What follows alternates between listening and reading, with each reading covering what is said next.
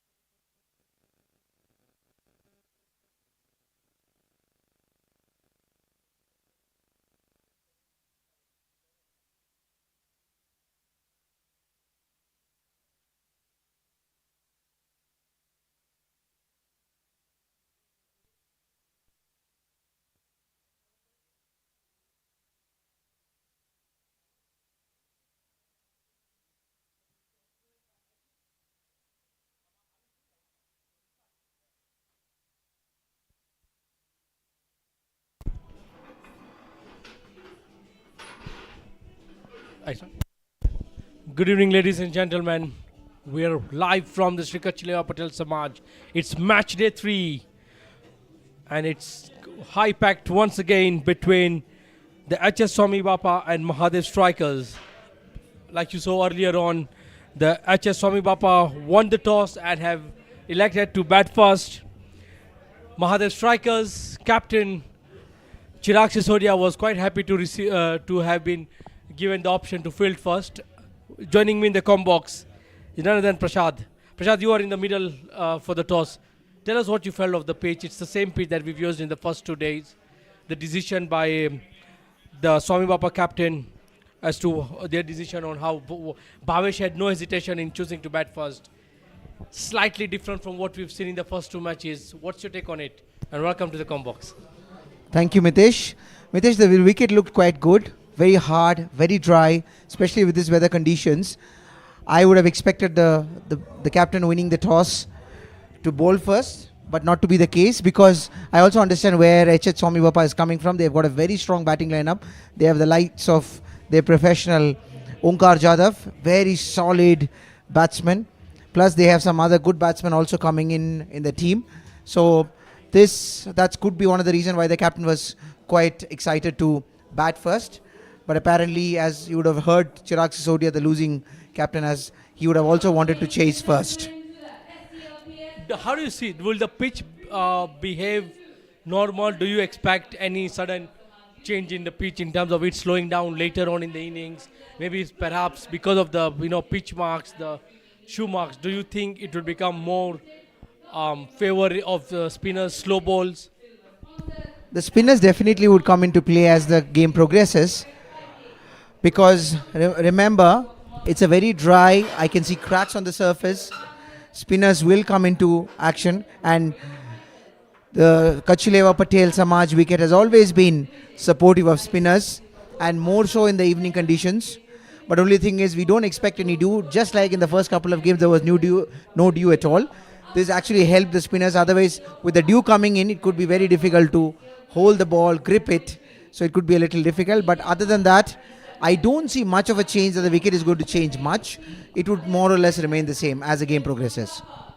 Do you any surprises as to seeing Onkar and the captain Bhavesh walk out to bat first?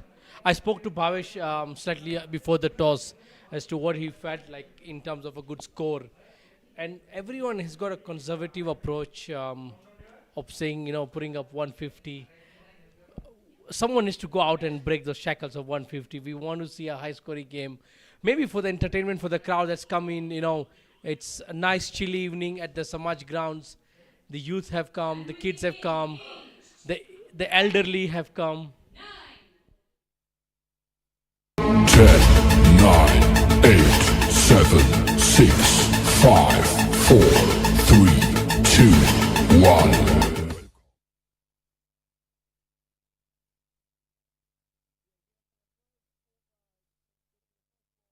It will be Purushottam Vekaria for Mahadev strikers, and facing him would be Onkar Jadhav.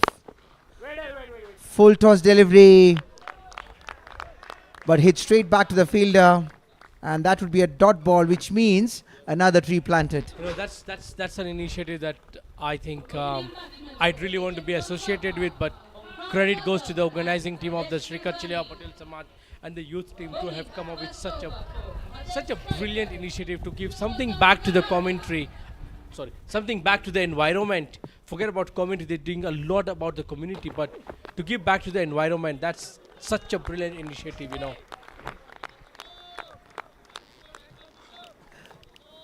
Outswinging delivery outside the off stump. Onkar in 2 minds whether to go for it or to leave it. Eventually decides to leave it.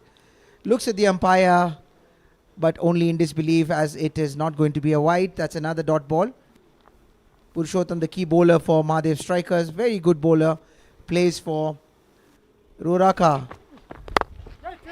And that's a lofted shot, straight to the fielder. Nitin it is. He's a fantastic fielder. He wouldn't miss many, especially such an easy catch of Onkar Jadhav. This is a big blow for Mahadev. For HH Swami Bapa, they would have really expected some fireworks of Onkar, but not to be the case. Chira, it was Purushottam Vekaria spoiling the party for Onkar Jadhav. Absolutely, and I think you had a chat with with Chirag after the toss, and he was happy to ball first, and perhaps his bowlers now have delivered to him, And yes, definitely a big blow. I mean, we spoke a lot about what Omkar is capable of doing. This is definitely not the start they expected, especially after electing to bat first. Not at all, and this Mahadev strikers would be very happy with this wicket, the priced wicket of Onkar Jadhav. With that comes in Raj Pankania, the young dashing batsman of Sikh Union. He plays Super League for Sikh Union. We have seen him from a very young age, good prospect. Recently he went to India, got trained, and he's been really developing well. He's a good young prospect, good batsman, plays some really good shots. So it would be interesting to see how he's going to approach this game, especially he would have not expected to walk in on the second ball, or rather the third one. You had a very long conversation with Nitin before we went for the toss. Was that part of the discussion on how to set Onkar up? It was not. In fact, Nitin has been playing with us for quite some time. In fact, we play from the same club. So he was quite excited to be part of this tournament as an invitational player. And the fact that he'd also rub shoulders with some of the professionals who come in from India, it would also improve his game. So that's exactly what the conversation was. But he would have definitely not expected to get the catch of Onkar Jadhav so early in the innings. Yeah, absolutely. The young Raj coming on to the middle of the pitch, with no score yet added to the some miscommunication there. Almost had the captain sent packing back to the pavilion. There seems to be a bit of mayhem in the middle out there. They need to calm. The captain is there. He needs to calm himself. It's just too early to panic at the moment. And they've actually kept their good fielders. This is some good fielding inside the circle. And apparently it was hit straight to Pradeep Jasani, another great fielder. That's edge. That's gone. Will run down to the boundary. And a good way to open the scorings for both team and Raj. Both fielders, they could only look at each other as the ball went past between them. Edged, but I'm sure Raj will take it. And also Swami Bapa would take this 4 runs. We talked about the initiative and giving back to the community, the planting of the greens. But credit we must also give to the the sponsors who have come out in with big hearts to ensure that the community, all the stakeholders connected to the game we all love, cricket, have such a big spectacle put out here. And it's one of the reasons why we are here today. Apparently, very, very, very true. Having done some of the tournaments, some similar tournaments, I can tell you, sponsors at the end of the day are the crux of any tournament. They bring in the much needed funds which is required for organizing the tournament. I mean, if you look at it, we have this lovely commentary box, we have the lights, and we have the lovely jerseys, t-shirts and teams. For everything, you have to actually thank the sponsors, because they are the one who come forward and encourage such organizers to do events that promotes cricket. So we could not thank them enough. No, absolutely. And one thing that I'd like to credit is the team effort that's been put by all 8 teams. That they've come up with some nice, fancy, bright looking kit colors. It just makes this tournament more colorful than you would have asked for. The final ball of the first over coming up.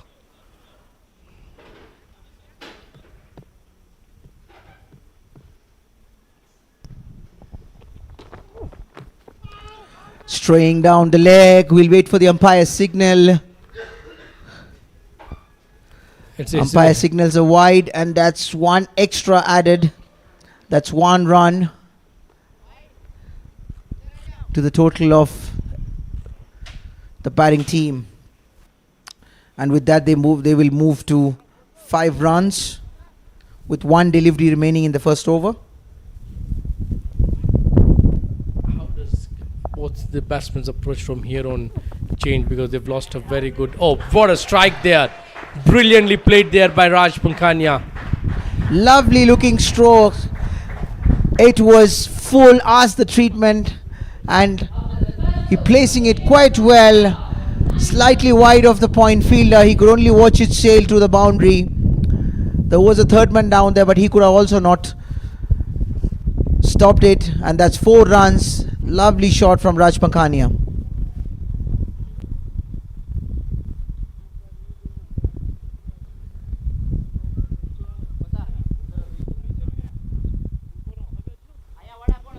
That brings us to the end of the first over. 9 runs for the loss of 1 wicket.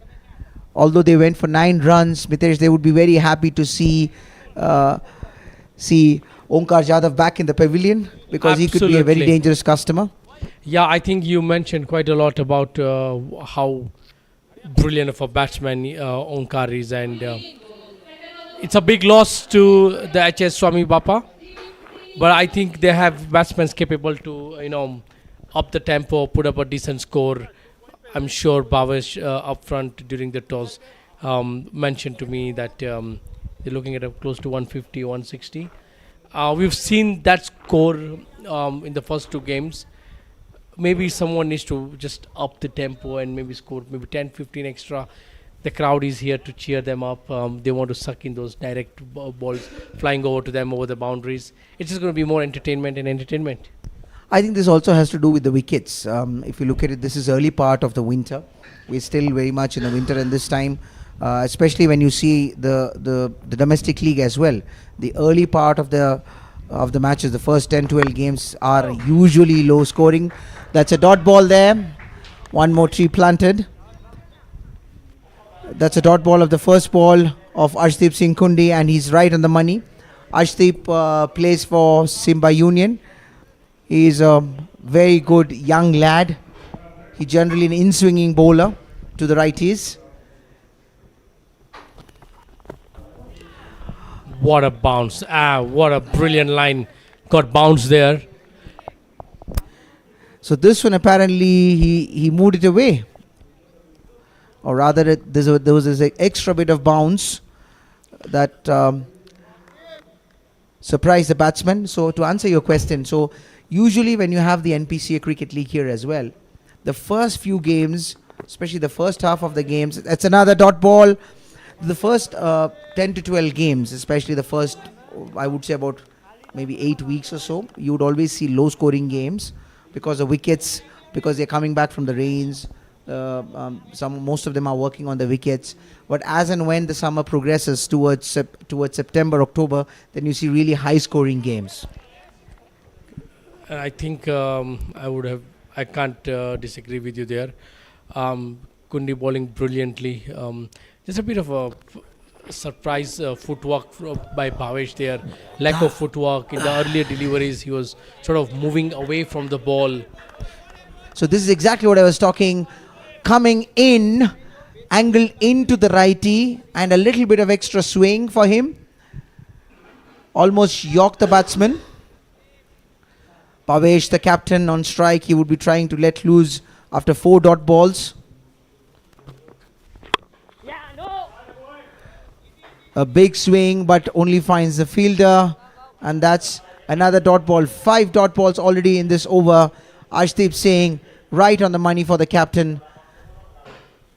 Chirag is going to be very happy with the way his opening bowlers have taken the attack to the opposition. I think from the initial 5 deliveries that Bhavesh has faced, seems to be struggling with his foot movement. If at all there is none, it's a bit of a swing and miss. He needs to really compose himself as to that's a brilliant maiden over there. That 6 trees planted, but we all know about dot balls are gold in cricket, but when you bowl a maiden over, and even that up front, that's your second over, you have just handed in an additional boost to the to your teammates in the field, which would give them an extra motivation to, to put in that extra yard when they're fielding. And is this also the first maiden of this tournament? No, we had one. We have already had a maiden wicket. So I'm happy. I'm for the support for plant more trees. Absolutely, we need the green initiative, a lot of trees, and that's a great initiative also done by the Kachileva Patel Samaj Youth League, the organizers of this tournament. They're doing a fantastic job. This is the second season, and they've brought in a lot of new additions to the second season, and it's a very vibrant and flamboyant group of youngsters who want to give something to the game. That's it. He's nicked that. Yes. Purushottam back, and he's picked up the second wicket. Raj Pankhania making the long dreaded walk back to the pavilion. The Mahadev strikers are rapidly striking to the top order of the opposition Swami Bapa spots. In fact, this is exactly what I'm saying. Purushottam can be a very difficult customer, especially during the early overs.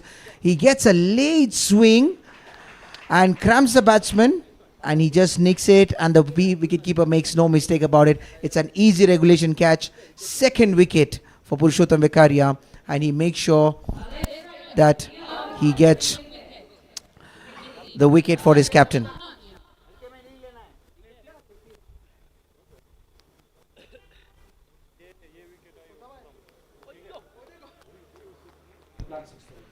You can see the excitement of the captain, Chirag Sisodia, who signals it to the bowler that he's right on the money from ball one, Purushottam, and especially he's also using the deck very well. Mitesh, this deck is very hard, dry. He gets a little bit of extra bounce with his height, and he's using the conditions very well to his favor, and he's not allowing batsmen to free his arms at all. This is brilliant bowling. Yes, you mentioned about how the deck is, so dry and hard. I saw you, going and tapping on both ends of the wickets, and clearly with what we've seen earlier on, the ball is coming on to the bat at a very decent height. So definitely shows the sign that it's dry and very well. It's going to be used very well by the pace bowlers. If you ensure you hit the deck at the right spot, there's a purchase in the wicket. Absolutely, having played cricket in this country for many years now, Mitesh, this has been one of the best decks in the whole country in terms of no ball being signaled here by the umpire. Umpire Paul Angeres signals a no ball, and that's a free hit. This, Yash Chavan would take it with both hands. He would grab it, because for him this is a relief ball which is coming in now. Yeah, he wouldn't have asked for a better delivery to open his account. It's a free hit. I don't think it would have come at a better time for HSSC. He would have loved to. He would love to free his arms.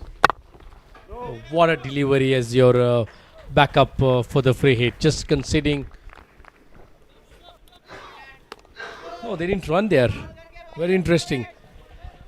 And from the early sets on, we've already seen Purushottam, benefiting from the pressure put in from the other end. The Swami Bapa team is 2 down very early. When you lose wickets up front in the power play, it's always going to put you in a very, conundrum box as to how you move on from there.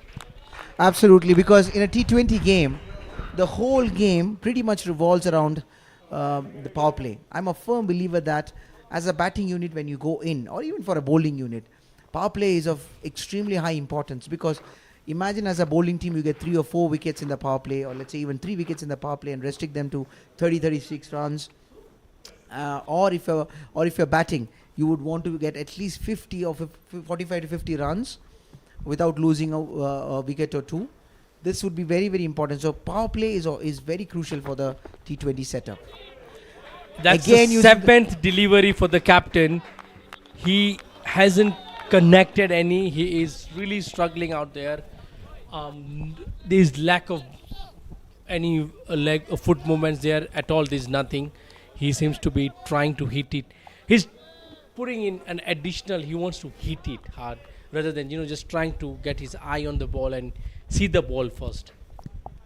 I think he's trying to hit the ball too hard, And Purushottam is actually making full use of it. He knows that he just wants to go attack. He's not finding at all. He's hitting the deck. He realizes that the batsman is trying to hit him across. So which is why he's hitting the deck harder and not giving him any room. If you look at both the balls, it's like a repeat. A repeat of the previous delivery. Actually, he's read the movement of Bhavesh and is trying to aim close to his body. And at a land that he can't, actually even hit a pull shot. I have a feeling that he's going to come right at the stumps next ball. The last ball of the third over coming up. No! And Captain Bhavesh struggling out there. At the end of 3 overs, yes, Swami Bapa struggling, having won the toss and elected to bat first, are 11 for the loss of 2 wickets after 3 overs. Swami Bapa would be expecting to have a move on from here. The first 3 overs, I would say, has gone in the favor of Mahadev strikers. Captain Chirag Sisodia looking very happy, and why shouldn't he be? Because his bowlers have been on the money from the first ball. Executed exceptionally well by Purushottam Bekaria and supported equally well by Ashdip Kundi. And the 2 wickets, the 2 prize wickets of Raj Pankhania and their professional Onkar Jadhav.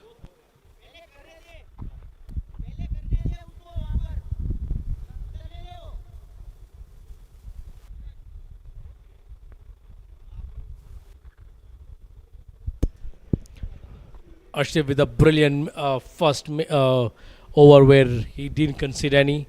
Planted 6 trees for the environment. Coming back with his second. Pressure on the batsman. No! Brilliant ball there. Well fielded. This is what early wickets give you. The bowlers have an extra spring on their feet.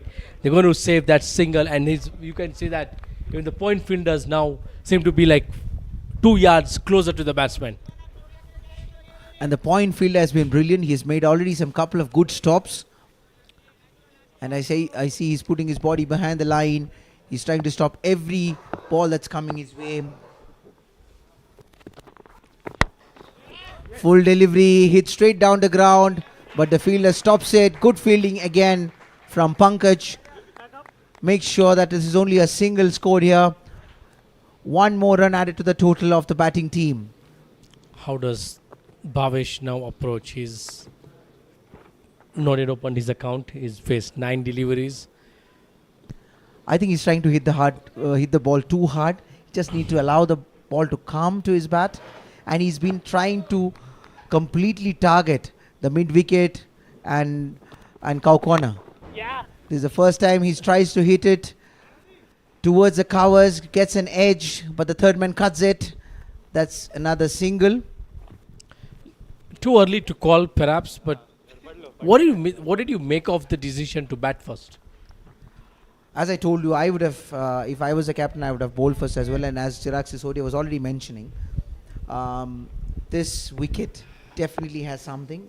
Early stages, it gets a bit of a swing, and early wickets can put pressure.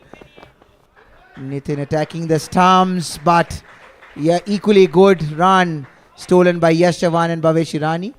And this is exactly what they need to do. They need to allow themselves to at least get a single, if not a boundary. Get the scoreboard ticking. Avoid dot balls, which will add more pressure to the team. Yeah, I've always believed, as much as you would struggle to find the regular boundaries, just make sure that, your scoreboard is ticking. And that should be a welcome relief for Bhavesh. He's able to find the middle of the bat now. But yeah, scoreboard pressure is always going to count. You need to make sure that you rotate your strike. The bad balls will come, but you need to make sure that you are also not giving anything away to the fielding side. So when you play a dot ball, it's an extra motivation for the fielding side. So it's very important to ensure that you tick away those singles, and in no time you'll realize that you scored 6 in an over without taking any pressure from you. Absolutely. And that's yet another dot ball. At the end of 4 overs, Swami Bapa moves to 15 runs for the loss of 2 wickets. First 4 overs have been very consistent and they've been very tidy, the bowlers, not allowing the batsmen to free their arms, no rooms offered. And I'm extremely impressed with the way Purushottam has used the conditions. He's hit the deck, he's varied his speed, he's brought the ball in, he's had a couple of good outswingers and a very happy looking Mahadev strikers camp. They must be very happy with the team. Absolutely, Mitesh. the owners are sitting there. And yes, you might not see those big smiles on their face, but be rest assured they've really loved how the proceedings have begun here. And they can get noisy as well. Yes, I'm sure they are very excited. You see the smiles on their faces, and why shouldn't they be having those smiles? Because the bowlers and the fielders are doing a fantastic job so far for them. Restricting the opposition, not giving them any easy runs, getting the prized wickets. Slight change in over in bowling there. The captain Chirag thinking to take. I want to hear your opinion on the captain not sending Purushottam for his third over. He bowled well. He picked up 2 wickets. Should he have just put extra pressure on the batting side to go there and pick me another wicket? Big swing there, gets an edge, but it goes past the slip and gets him 4 much needed runs. Again, it was a wild swing. He was not there near the ball, but at the end of the day, he gets 4 important runs for his team. To answer your question, Mitesh, I feel Chirag wants him to be bowling the death overs because you need someone as experienced as Purushottam Vekaria to be doing your death overs bowling, because Chirag will realize that they also have good batting lineup. Swami Bapa, they have more batsmen to come in, and he would need the services of Purushottam Vekaria towards the end of the innings. That could be the reason that he went for a change. Quick run stolen in between by Pavesh and Yash Chavan, but I must give it to them. Their running between the wickets have been very good. They are calling well, and they are actually using every opportunity to steal a single. So I'd slightly disagree with what you said earlier on. Look, the Swami Bapa team is already under pressure. They've only scored 20 runs of 4 overs, having lost their top player. And losing 2 wickets, in the power play already puts you in pressure. It could have just ended up throwing that third over to Purushottam just to see, can you pick me 1 wicket, and then you don't have to really worry about, to the death overs, because by the time you reach there, you're already onto their tail end. It's one way of piling pressure to the opposition, and especially when they're not scoring, they found scoring difficult. To add on, I also feel it's also because Chirag Sisodia is an invitational player coming from India. He knows Yash Chavan is very important. Yash Chavan is a lefty batsman, so he came himself as a right arm off spinner, trying to get the wicket of Yash Chavan, because he knows if he could get a Yash Chavan here, then you're going to really put a lot of pressure on the batting team. Yes, I think the Mahadev strikers, have pretty much covered all the angles in the field so far. They've been brilliant in the field, taken their catches. The bowling has been top notch. Somewhere down the line, Chirag was quite happy, captain. Yes, I heard he mentioned he would have fielded first. So, and they're doing a brilliant job right now. Something needs to give for both Yash Chauhan and Bhavesh Irani. They've consumed enough deliveries. I think by now they should have understood what the pitch is behaving like. And this is also another ploy by Chirag, because he's not allowing them to settle down to a specific type of a bowler. He's mixing his bowlers so that each bowler brings in a slightly different variety, different length, and he's not allowing the batsman to get set with a similar kind of a bowler. That could also be the ploy that Chirag is using, so that he keeps the batsman always guessing. And that brings us to the end of the 5th over. Score moves on to 20 runs for the loss of 2 wickets.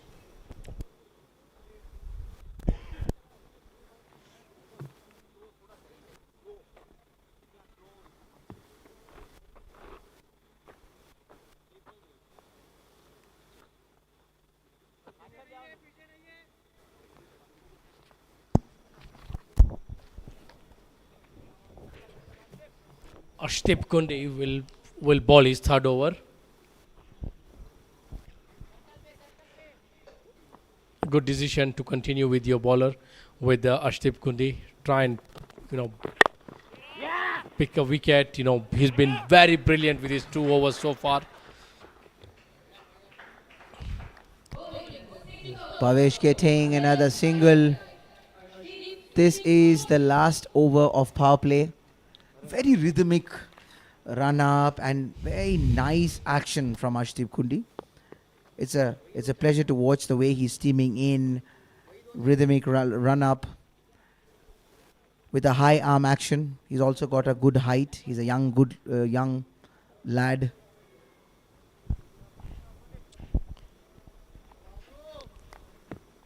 He's got a very nice, smooth run up. Played down the ground. Slight misfield. Will allow them to take the single. Slight misfield from Nitin. Gets him another single. Bhavesh and Yash has been quite brilliant in terms of stealing those singles. They've always ensured that if they're not getting a boundary, they're at least getting the singles moving, and which is good cricket to see. Yeah, I think they would both want a couple of boundaries off their bat. And that's this length is, I think, something that they have just realized, that you can consistently bowl to Bhavesh. He struggled with the short length close to his body. He just can't put that. And there you see he's moving away from the ball. I'd want him to have a stable head over his shoulder and maybe try and play an uppercut. And like you mentioned, the pitch is dry. The bounce is very good. There's no wearing. It's not wearing at all. So you can rely the bounce will come to you. And this is exactly they've done again, but missed by the keeper. And it goes all the way to the boundary for 4. Looks like it's an inside edge. But as you rightly said, Mitesh, this has been the length that they've been concentrating. They've been attacking him.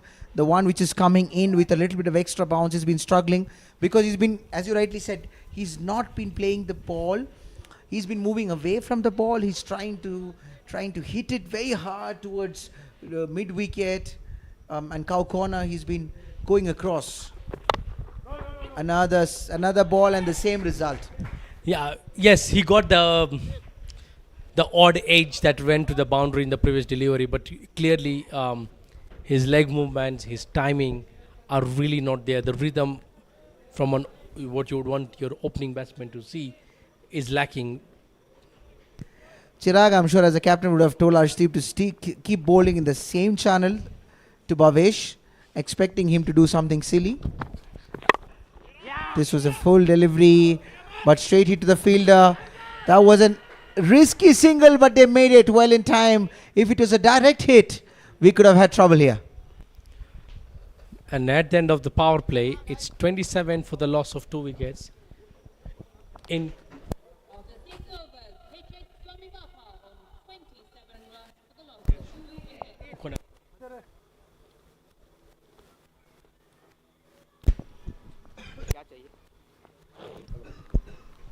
So I'd like to welcome Vishal Bojani to the commentary box. Welcome, Vishal. Game 3, day 3 the Sri Kachileva Patel Samaj LAXMANBHAI Construction Premier League Season 2. Game between MAHADEV strikers and Swami Bapa. Swami Bapa winning the toss and deciding to bat first. How do you see the power play turning out? First of all, thank you, Prasad. I think the power play is a bit down for Swami Bapa as usual. They have the 2 players not coming in, Donil Patel and Sachin Gill, where Sachin Gill presenting the national team for the ongoing games in Uganda. So each and every team at the start will have those issues of players that are representing in national team. Will obviously have their tough times, but not just because of them. The team shouldn't be kneeling them down, just proceeding and giving them all the best as usual. So the Viraj Dipak Yadav coming in to bowl the 7th over, a leg spinner. Chirag has been mixing his bowlers very well. In fact, Purushottam started the proceedings for Mahadev strikers very well. Equally supported well by the young lad Ashdeep Kundi.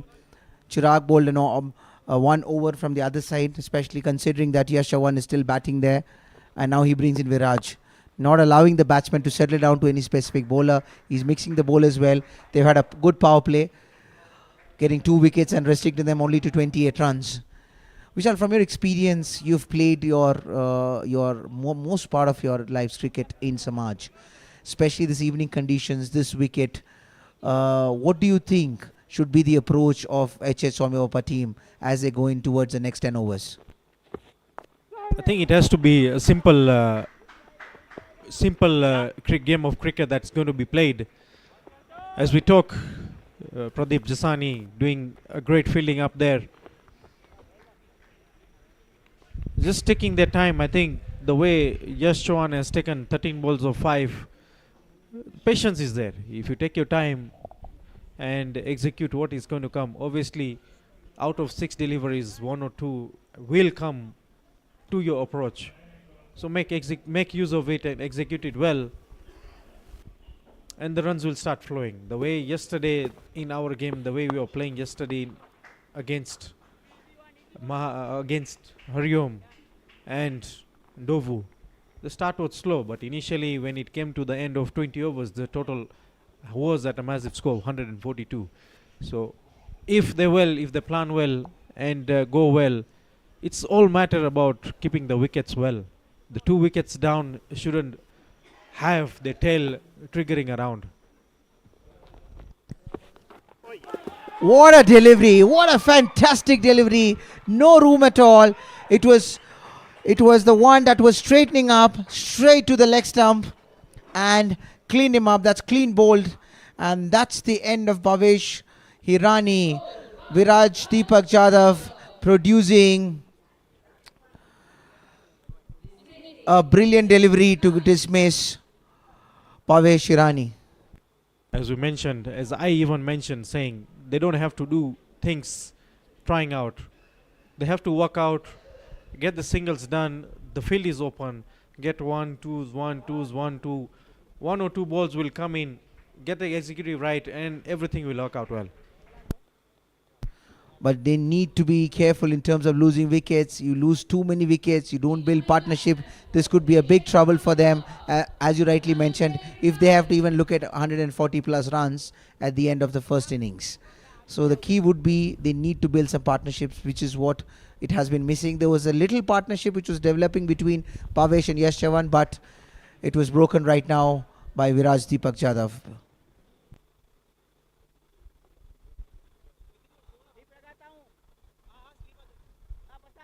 The Swami Bapa being a young team and only 2 or 3 experience would still have a bit of an issue, as I mentioned earlier on, but it shouldn't trigger the full tail of the players that are in there.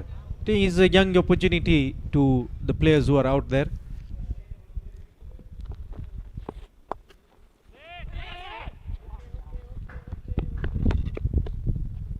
So Dhananjay not taking time, just taking one, moving to other side, ending the over at 34 for the loss of 3 wickets.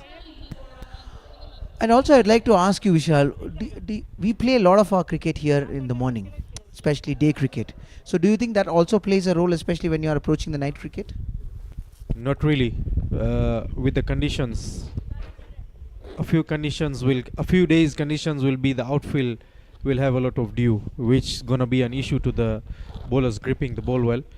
And at times the wicket also catching a bit of moisture, bringing the ball a bit faster to the batsman. It's rather than doing, that's what I said, that it's better you take your time, run the wicket and play it well, not trying much of it. So Chirag Sisodia bowling his second over. But in the first couple of games, we have not seen any dew in the surface, right? So it was equally the same sort of a situation for both the teams batting first and the second as well. But are we expecting any dew as the game progresses? As as the past we played, even last year we played the Intergam T10 with the conditions being depending on how the weather is from the morning. If the sun is rising very high, temperatures are high, at night you will expect the dew coming in. But with the cold season at this stage, it's very rare for you to get the conditions in a dew factor. But the cold breeze is always there. So at times benefit to a pace bowler might come in place. Otherwise, if not, then the benefit always goes to the batsman end of the day. Precisely, and we've actually seen in the first two games as well, especially the fast bowlers have really been effective, especially during the power play. We saw a brilliant spell from Raj Budia during the first game, where he really got 3 wickets. Unfortunately, while they were batting second, they lost a lot of wickets. Otherwise, they could have actually won the game, that one. But even in the second game yesterday, you would have realized that in the power play, the fast bowlers are the ones who are getting wickets. And I think the conditions and the night conditions and the way they are using the new ball, I think that is working out very well for the fast bowlers. That is what I said, that the fact is that the wicket might come in, play well when the pace bowlers are being bowling. The ball will come a bit quicker to you rather than being a slow, and then the surface has been very hard. So it's obvious making the use of the seam will always give you a good swing, plus the ball coming in a bit quicker to you. Another one here. That's clean bowled again. This time it is the young batsman Dhananjay who will have to take a long walk back to the pavilion. Second wicket for the captain Chirag Sisodia. He's been mixing his bowlers very well. After the initial flurry from the fast bowlers, he brought the spinners on, and while Viraj got 1 wicket, now he brings it another wicket. This is not good for Swami Bapa. They are losing wickets in a flurry, and this is definitely not good for them. Flighted delivery. It's a stock ball, turns, bounds, and gets the bails. So did you note something about Chirag and Viraj bowling from other ends? Viraj is kidding the ball from other end side, and if you notice, there is no turn for Viraj at this stage. The way Chirag is bowling a flighted delivery, it's turning away. So if you slow it down, it's going to turn. Absolutely, and importantly is even Viraj on the other side, he's been mixing it up. And again, that's something that you always see from a finger spinner. Finger spinner, you are much more easy to control than you have the wrist spinners. You always know there's a full toss ball coming, there's a short ball coming for a wrist spinner. And he has a slider. In fact, it was the slider that got the quicker one that got Bhavesh bowled. He was straight. He realizes that he was not comfortable for the balls which is coming in, and he pushed it one and exactly got bowled. So they are actually mixing it up well. They are keeping the batsman guessing. Shout of an LBW. The ball seems to be moving, missing the leg stump. Umpire not interested.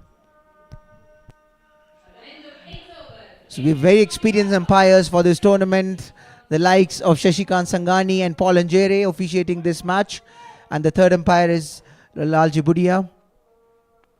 So experienced umpires, and the umpire was very clear that he had absolutely no second thought in turning the appeal down as the ball was going down leg. This brings us to the end of 8 overs, 36 runs for the loss of 4 wickets.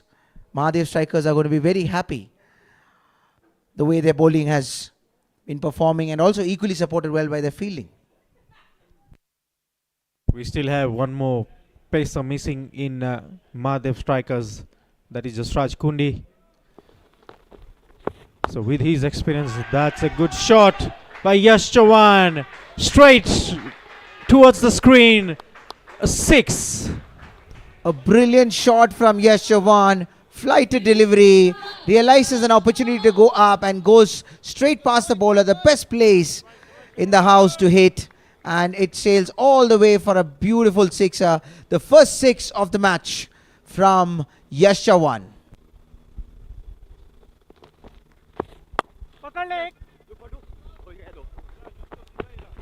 A grounded shot. 2 easy runs for Yash Chavan. This is what I was talking about. Get the singles right, loose delivery, get it out of the park, get 4 runs, 6 runs. You might even get 10 runs, 8 runs of the over, which will accelerate your innings anyway. Absolutely, Vishal, because in T20s you always have 2 or 3 those overs which might go for 10 or 15 runs, and the whole complexion of the game changes. Yet another boundary piercing between the long on fielder and the mid wicket. He finds the gap, hits it, slightly short delivery, and he doesn't miss out the opportunity and punishes it.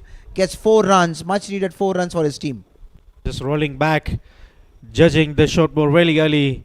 Mid wicket was easy for him to go.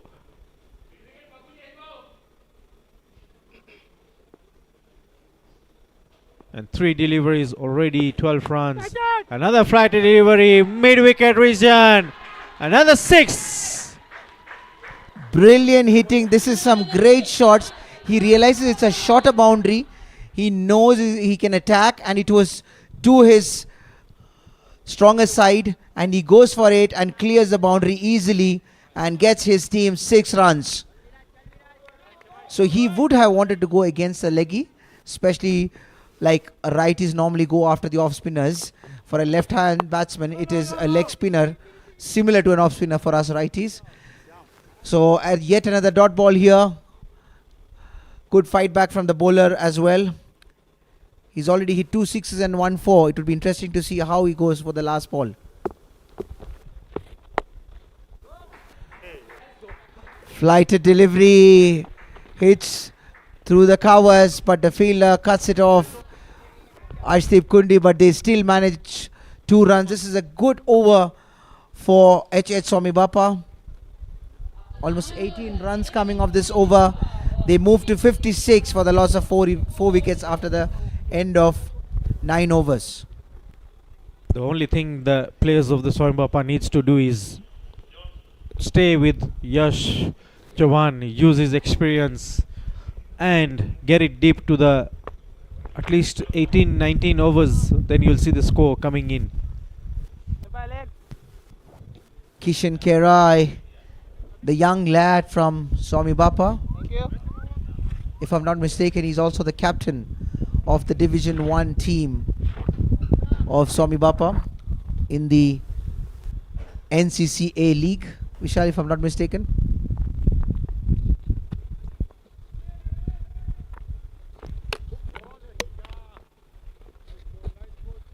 Bowling the 10th over for Mahadev striker. So Chirag Sisodia coming to bowl his 3rd over.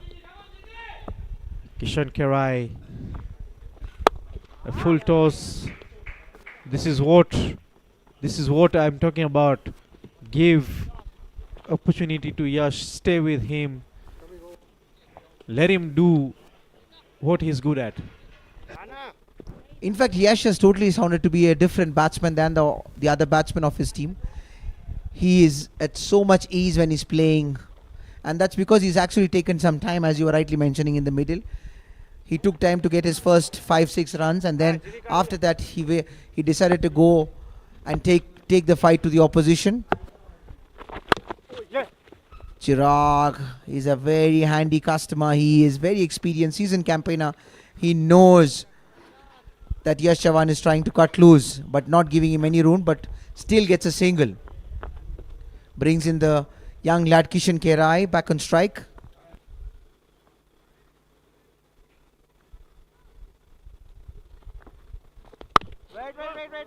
Wait.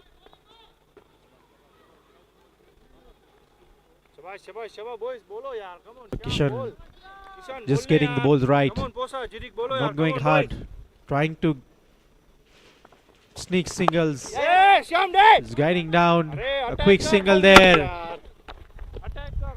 direct hit, but the umpire doesn't seem to be interested. The batsman seems to have comfortably made his ground. Nudges it to the fielder and steals a single. This is good running between the wickets from the Swami Bapa batsman.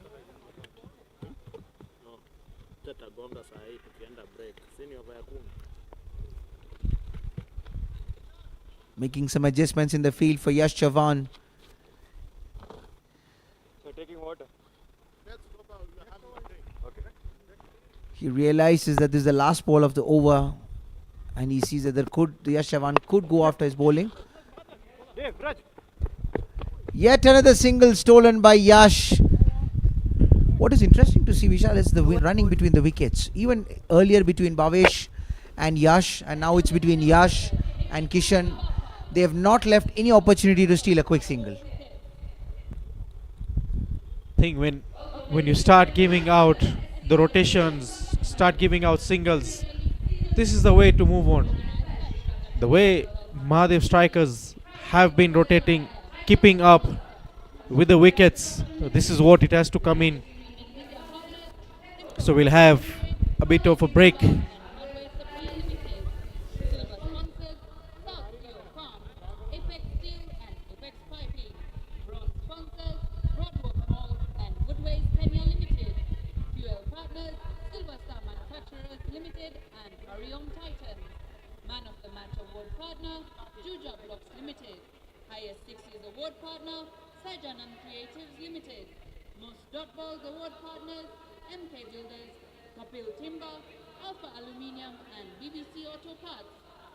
For every dot ball, SCLPS will be planting a tree.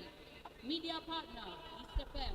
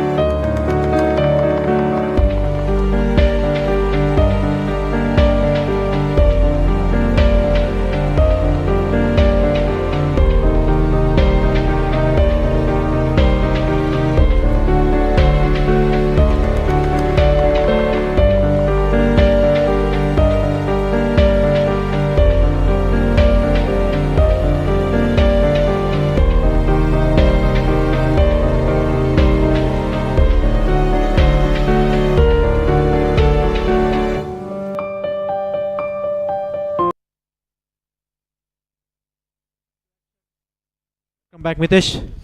Halfway stage of the first innings. We're at 60, exactly 6 of the over, with a loss of 4.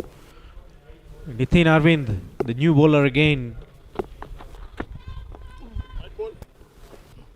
I think the incoming batsmen, including Kishan, need to play a good supporting role to a settled Yash, who seems to be anchoring this innings well, since the early collapses that he saw on the opposite end.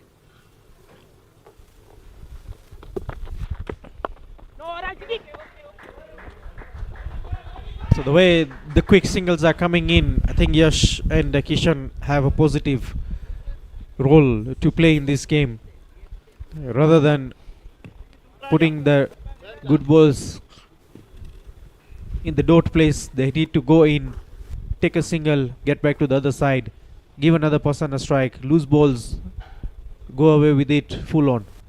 Yeah, absolutely. I mean, if you ensure that your scoreboard is ticking, the bad deliveries will come by, and that's when you want to capitalize on most of that. Well played down the ground for a single. And this is what you mentioned. You know, when you continuously play a single every, I mean, if you just get singles every ball, you know, when you look up at the scoreboard, you've already scored 6 without taking any risks. And at the moment, I think no risk is pretty much the word that must have been discussed in the Swami Bapa camp, you know.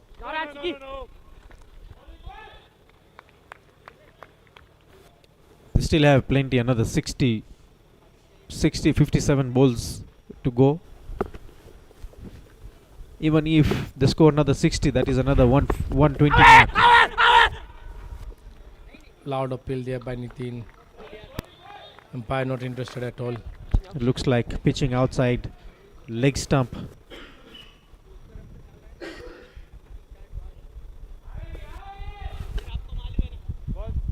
Yeah, Yash has shown good composure in the middle. He's seen 4 wickets fall around him. Good. Oh, that's missed everything. It's missed the bat. It's missed the keeper. It races down to the boundary. Welcome runs for the Swami Bapa. They'll take runs in any manner they come. As we speak, 8 runs already off the over, and yet 2 balls to go. So patience is very much important when you're playing a game of cricket. Not even any, not just the cricket, but any game that you are into. Patience is more important. And straight away, Nitin has decided to bowl round the wicket. Still slightly drifting towards the leg side. Easy picking for Yash there.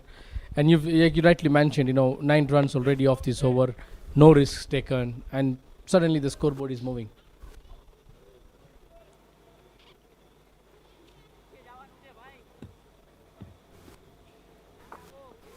Absolutely. With this surface, at least the team batting 140 has to be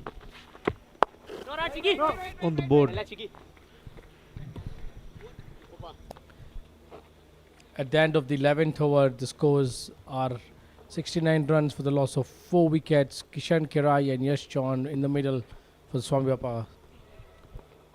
After 11 overs, HH Swami Bapa on 69 runs for the loss of 4 wickets.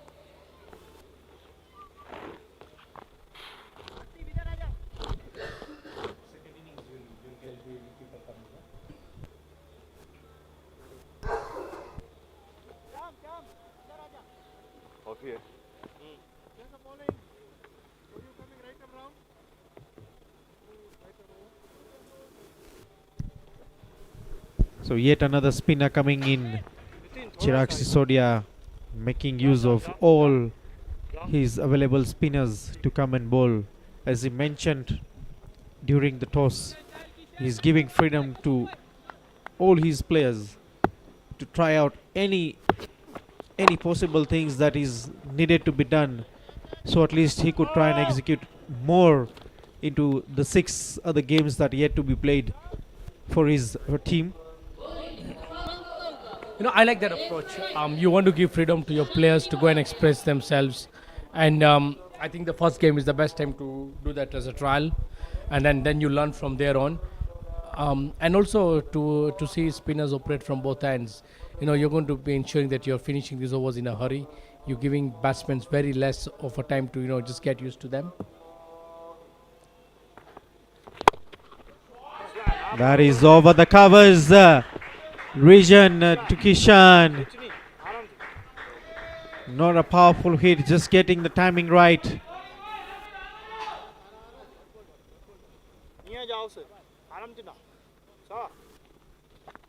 What do you make of the pitch? You know, we've seen this today is being the 3rd day on the same track. Do you think it will slow down? Oh, talking of that, look at that brilliant gap there. Should come back for the second. Good running there from both Yash and Kishan. It's coming back to my earlier question, Vishal. What do you think of the track? Does it end up playing in a different manner because this is the same pitch that has been played for the third day in a row? how we earlier on when the pacers were bowling, it was reliable bounce there, lofted shot there, one bounce over the boundary, brilliant picking runs there by Kishan to Kishan. It's all happening right out here at the Sri Kachileva Patel Samaj grounds. Mitesh, as we speak about the surface, there's no been a change in this surface as me and Prasad were speaking about it. Just the conditions are the ones that are helping the bowlers out. The ball is coming more to you rather than stopping it. So the balls are skidding around. The paces are enjoying to bowl on those surface. Like the way Kishan is bowling, I don't see any turn in the surface. But when Chirag was bowling, he's bowling the flighted delivery, a slower delivery, the balls are turning. You mentioned flighted delivery, slow delivery. How much of an importance is varying your delivery in a T20? Because it's very short. You have 4 over spell per bowler. A lot of it goes to how you vary your pace. I think it's very much important to use a variation, because the mindset of the batsman is we are playing a T20. Let's go hard. Let's score runs. But in between having those intentions, you might give up the ball delivery that have been bowled slow. Maybe you're going for a hard hit and not clearing, and you might have a chance of getting someone out in that particular area. From where we are at right now, projected score we see is at 132 runs. When do you think either Kishan or Yash to step on the paddle? Do they wait till, say, the start of the 15th over? As we talk, last 2 overs, you already got to 20 runs. Yeah.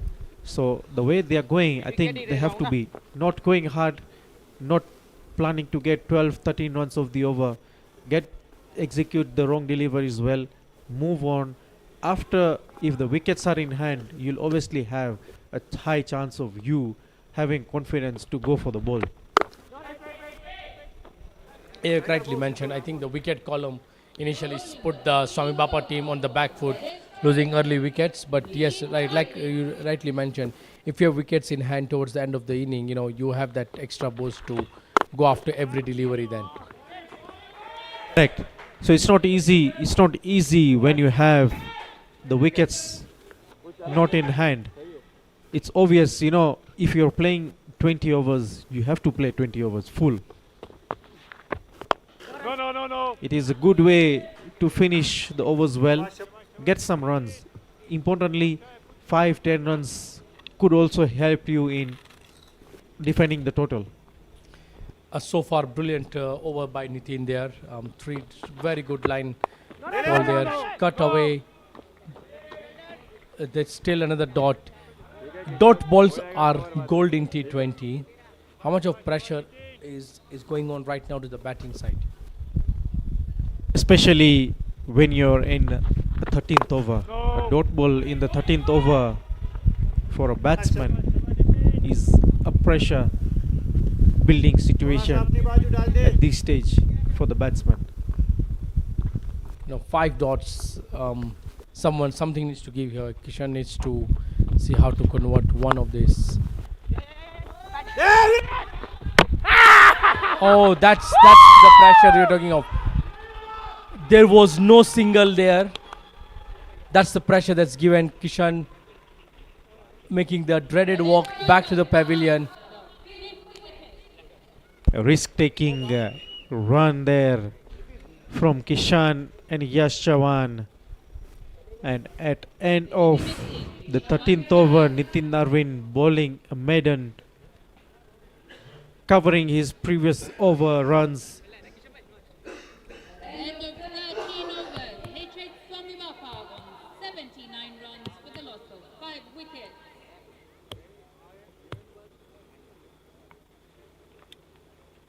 Nilipata kwa position mzuri. Ilikuwa kabisa. Lakini alikuwa mbali. Alikuwa mbali sana. Bien tena. Aya, bata in. Over guys. Kwa TV lazima uko kwa position mzuri ama utakaa mbali. Incoming batsman for H.H. Swami Bapa. Rutik Kara.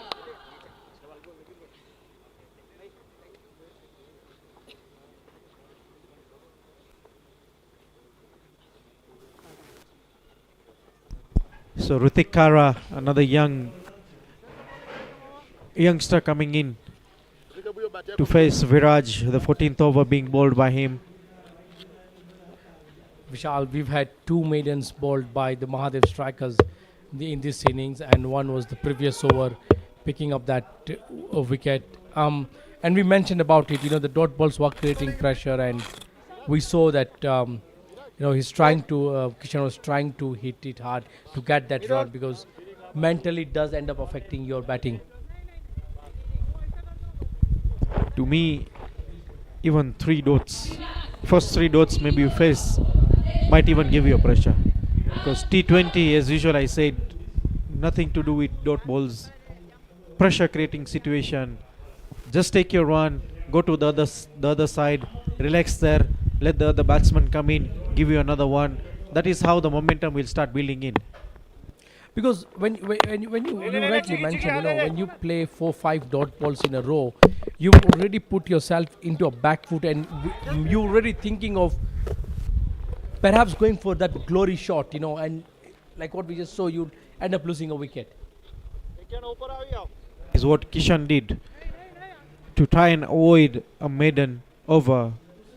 He tried to take a single, get Yash Chauhan on strike, but unfortunately, a fielding there, quick fielding, a hit direct bullseye, and you go out of it. That is what I'm talking about, the pressure situation that comes in.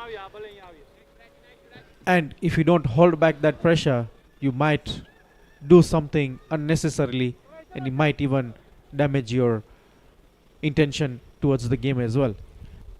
Rightly said. So, what do you think would be a decent score for the Swami Bapa to put up to ensure that they give something to their bowlers?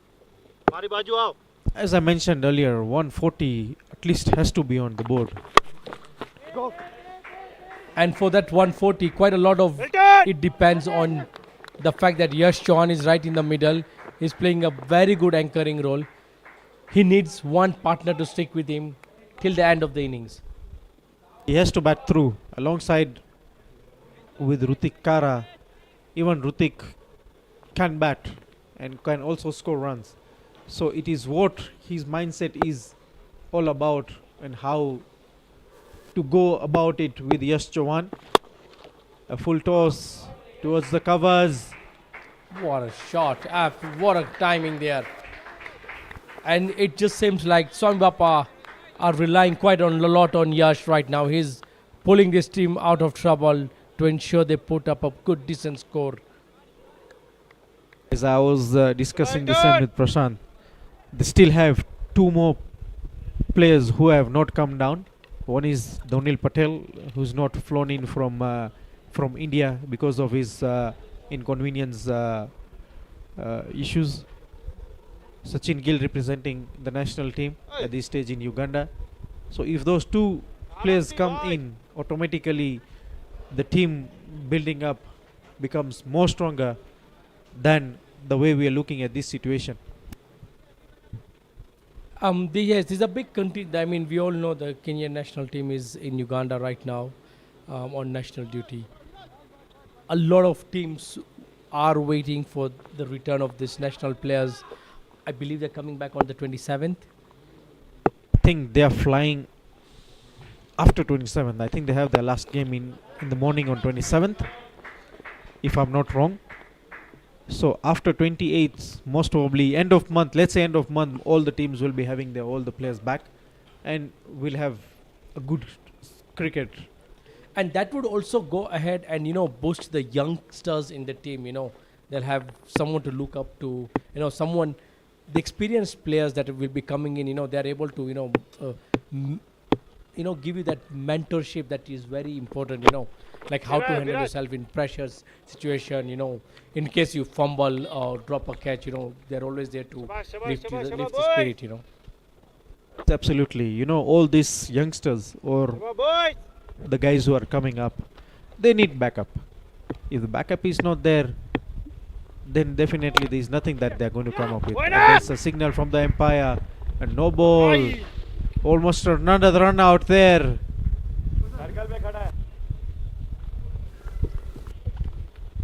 Opportunity for Yash to take advantage of that free hit.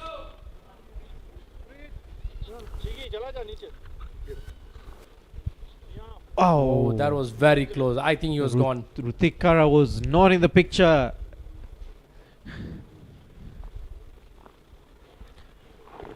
As we speak, Viraj Dipak has been expensive in his spell.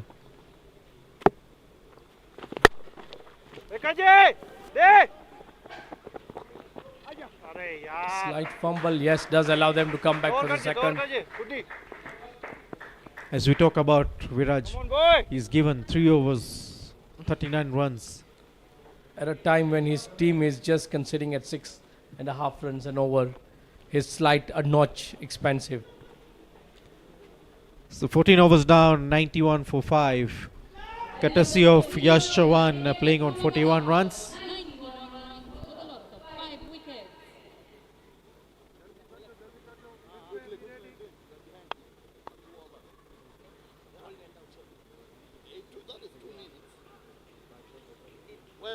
Bola ready, bola ready.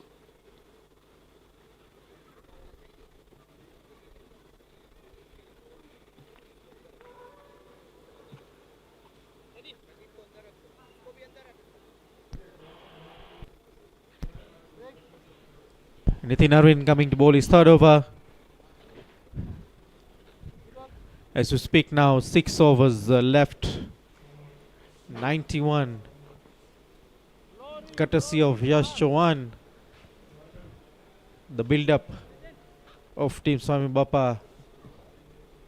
Coming back to bowl the 15th over. For MAHADEV strikers, Nitin Arvind.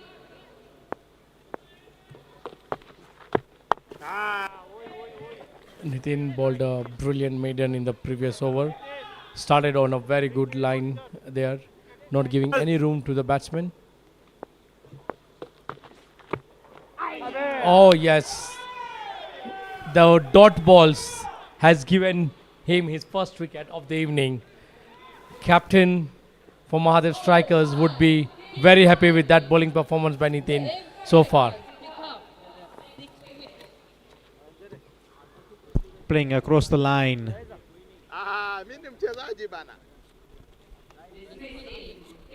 Yash also getting frustrated with that shot. Nothing to work out for Rutik Kara.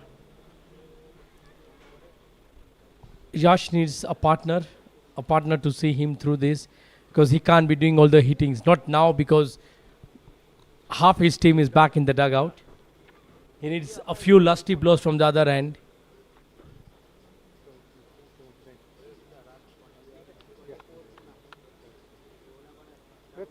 But with his experience, Yash Chavan should not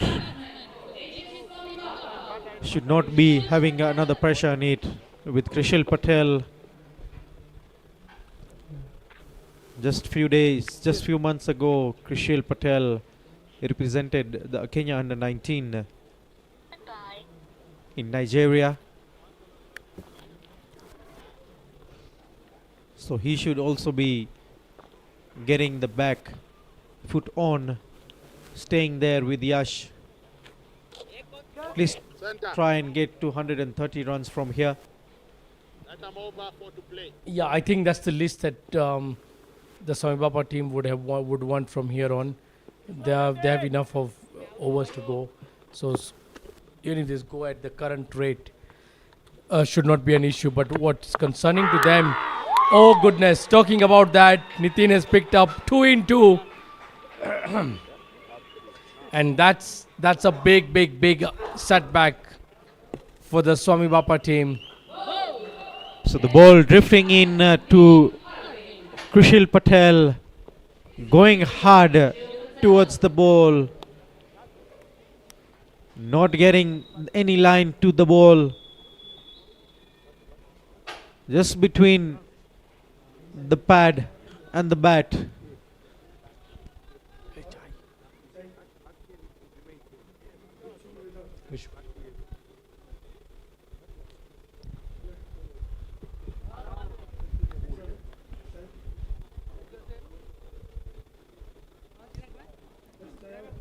Nitin has bowled 9 dots in a row, picking up 2 wickets. That's clearly pressure on the opposition. They're trying too hard to score off him, and he's been rewarded with 2 in 2. For the second time in 3 days, we are seeing a hat-trick ball coming up. Hopefully Nitin gets the opener of the hat-trick of this season. There would be a good sign, and the way he's bowling, the chances are very high of him getting a hat-trick. As I mentioned, Mitesh, any flighted delivery is stunning. The way Nitin is bowling, this thing is turning around. Almost getting a wicket up there. Another flighted delivery, inside edge, ball running away. So just 2 runs taken there. You know, before the toss, there was a big chat between our co-commentator Prashad and Nitin. Nitin had a catch caught earlier on. He's now bowled a brilliant spell. You know, he's picked up 2 wickets. He bowled a maiden in his second over, and he's following up with some good dot balls here. Maybe just something Prashad might have, hinted him as to what's happening there. Because when Prashad was in the com box, he was flossing that, hey, I gave some good advice to Nitin there. Something working out. Oh, brilliant there by Nitin. What a spell so far from him. So 15 overs, 93 for 7. After 15 overs, HH Swami Bapa on 93 runs for the loss of 7 wickets.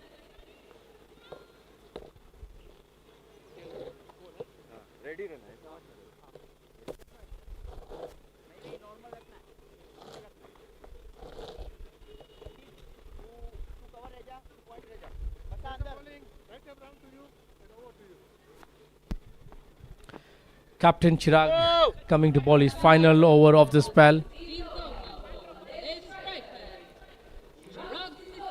Picking up 1 wicket, considering just 11 runs. A happy captain so far. Happy with his bowling unit, happy with his own bowling performance.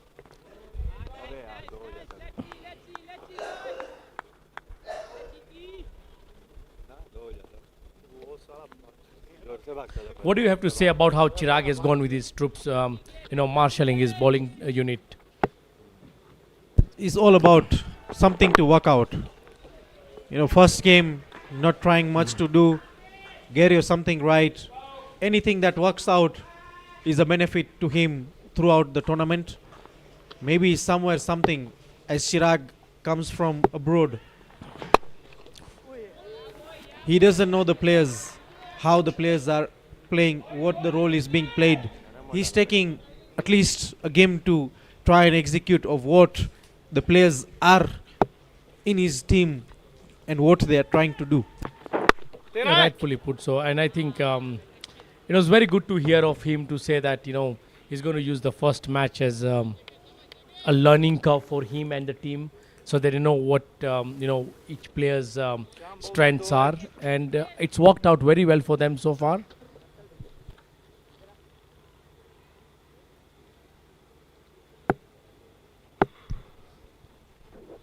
Four dots. I think I'm becoming more of a big fan of the initiative that the Sri Kutch Lewa Patel Samaj Youth League has taken, planting trees. I don't want to do the analysis of how many dot balls this inning have had, and just so far close to 16 overs. I know 2 maidens already, and this could be perhaps the match of the 3 with the highest dot balls per inning. I think it should be another difficult analysis to do when giving out the dot ball initiative to a bowler who has bowled more dot ball. He's What a getting the ball edge of there. the bat. Look at that, what ball. He's finished his spell, brilliant spell, picking up 1 wicket and just conceding 12 runs. 94 runs for the loss of 7 So as we talk about the initiatives, you know, as Kachileva, they have so many initiatives that are still ongoing. As we pick, we have the Sri Kachileva Patel Samaj Charitable Trust, who usually do each and every activity as they go on. Just a few months back, they did a free medical camp here in our Sri Kachileva Patel Samaj NAIROBI West Clinic that do a lot of treatment to the needies, free treatment to the guys who walk in during the medical camp, and later on if they have any more serious medical issues, the follow-ups are being done. Maybe someone with maybe having an eyesight issue is being treated well till the surgery is being done at the Lions Hospital. So all those initiatives have been taken care of throughout. And this is why the Sri Kachileva Patel Premier League Season 2 is very important. It's just not about cricket. It's just not about, spending 3 hours here. It's rightfully everything that you've just mentioned. Giving back to the community. It's the right time to appreciate what we can do. Yes, we're through. If cricket is going to be the means to bring everyone together to come up with such nice events, I'm up for it, and kudos to the team that has organized all this. The shout for an LBW. The umpire Paul Angeren not interested. Looks like drifting down leg or either a height factor. Pitching in line, obviously going towards the leg side.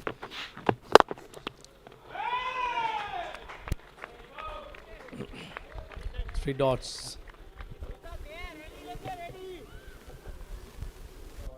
He's really bald.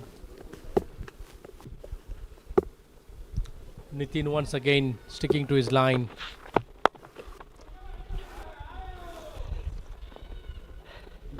Just a single there for Yash. What a brilliant spell of bowling this has been from Nitin Arvind.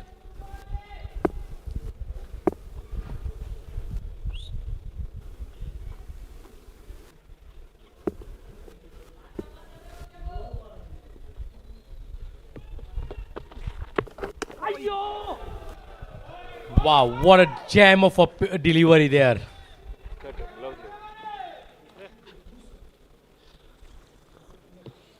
Just rolling over the fingers, moving the ball away from Paresh Karai. This is what Nitin Arvind is good about.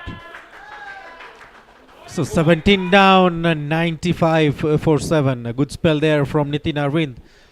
Just giving out 12 runs. And mind you, the first over went for 9 runs, Mitesh.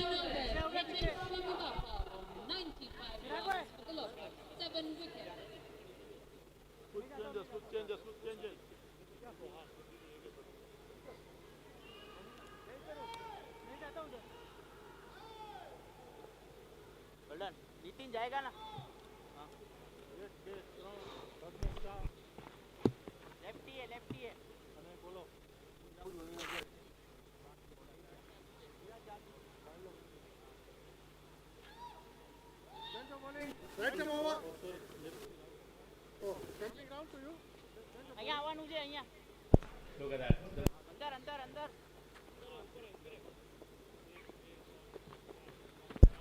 The blue and the green prevailing. Ande Mitesh. MAHADEV strikers, Purushottam Vekaria.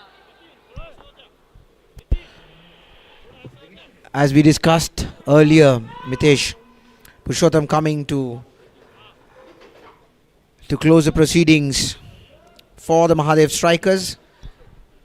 He's got still a couple of overs to go, so he'll be most likely bowling the 18th, as I was mentioning in the beginning, 18th and the 20th over. He'll be bowling to Yash Chauhan. Nudges it towards mid-wicket. Gets a single. Yes, I like the fact that he's taken a single off the first ball, but then on the opposite end, Paresh is struggling, and this is the time you want to capitalize. Perhaps, Yash could change his strategy, spend the first 3 balls, and, try and score off that, and then give the strike to Paresh. It would be interesting to see how he's going to approach this, because he knows that Purushottam is an experienced bowler. It's not going to be easy to just go and hit him across the line, or through the line rather. So he would be rather focusing on the 19th over. It'll be interesting to see who's going to bowl the 19th over. I have a feeling that Yash would go after the 19th over. But then do you think it would be too late by then? Because you really want your, you want to make sure that, straight to the point. Wow, Risky single there. Very, very close. No way. Oh, and it's gone to the boundary. Welcome runs. Welcome 5 runs for the Swami Bapa team. 5 byes. Unfortunately, from the throw of the captain. Well, you sometimes just have to take that pinch to yourself. Absolutely. And they would take this with both hands, because this has been a match where they have not been given anything at all by the fielders nor the bowlers. So definitely to have such a welcome 5 runs, I'm sure the Swami Bapa camp is going to be very relieved with that. And obviously this also means that they've gone past the 100-run mark with 2 more overs to go after this. Did you really at any point think the 100 mark was like a mini target they set up for themselves? Because like you mentioned, runs weren't coming freely, especially from every other batter apart from Yash. If you look at the whole lineup of incidents that has happened, it's very, very clear. They were not able to make partnerships, because in T20 it's also about 1 or 2 good partnerships. They kept losing wickets at regular intervals, which hindered their chances of getting a bigger total. I'm sure even if they can get to 130, they're going to take it very happily. Yeah, for me, I think if 130 from here on, it's a good target that the Swami Bapa team can come, something for the bowlers to bowl. Yes, there has been that struggle, especially, forming those partnerships. But that's where, the Mahadev strikers, like their names suggest, have ensured they strike at the right time. Slight fumble there at the boundary.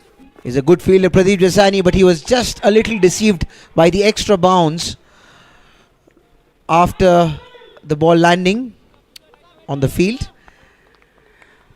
Look, I would feel it would totally depend on if Yash stays for 20 overs. They might still look at 130 runs. It could be possible. Handsome looking shot, straight drives, hit past the bowler. Good effort from the fielder again. This is fielding at another level. This is fantastic fielding. He has easily saved 2 runs for his team here. Oh, brilliant fielding there. Absolutely. And it was good to see the tandem, the partnership working there. Look at that.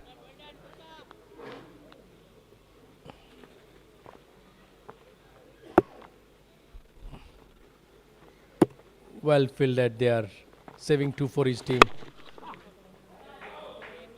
I think Purushottam got a hand to that.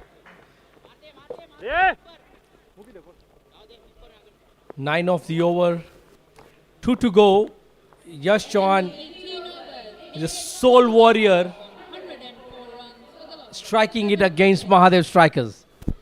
Absolutely, he's actually fought like a lonely warrior here. But it would be interesting how he finishes, because this over is going to be very crucial, because remember Purushottam has 1 more over to go, so he's most likely going to come and bowl the 20th over as well. So I have a feeling Yash Chauhan is going to let loose this over. I think so. You need to capitalize on the penultimate over. A couple of boundaries in this over to Arshdeep, who has bowled brilliantly. He's just considered 11 of his 3 overs. Could this be the target? Could Yash go after him? Hit a couple of lusty blows here and there. Just up the tempo. Finish on a high. You never know what could happen when you come down and defend that score. It would be a test also for Arshdeep. He's up against an experienced Yash Chavan. He's a professional who's coming from India. He's played good level of cricket. For a young lad like Arshdeep, this would be definitely a testing time. But having said that, as you mentioned earlier, his 3 overs, he's only given 11 runs. He bowled the initial spell beautifully well. But it would be, now that the ball is old, it would be interesting to see how he's going to approach this over. Up in the night sky, Captain Chirag Sosedia happily accepts that catch. And yes, a brilliant knock by Yash Chauhan. If at all there was anything to smile about in this inning for Swami Bapa, it's that knock from the young Yash Chauhan. But what a ball that to account for that, the biggest wicket of the opposition. No, that was a great bowling, to be very honest. He was using the conditions well. He realized this is a good deck where he can hit it, get a little bit of extra bounce, and it skids off the surface. And because of which Yash Chavan could not meet it the way he would have wanted to, and ended up finding one of the safest hands in the whole ground. Chirag Sisodia, the captain himself. And that marks the end of Yash Chavan. Yash is back in the pavilion after 18.1 overs. That's 104 runs for the loss of 8 wickets. Yeah, look, nevertheless, credit to Yash. He's tried to hold these innings together. He needed support from the other end, which was lacking. 104 for 8. We got 11 legal deliveries to go. They need something decent at least to reach 120 from here on. Team Swami Bapa would have expected something to happen in this over as well. They would have expected, if Yash would have played this over, he would have expected some runs to come.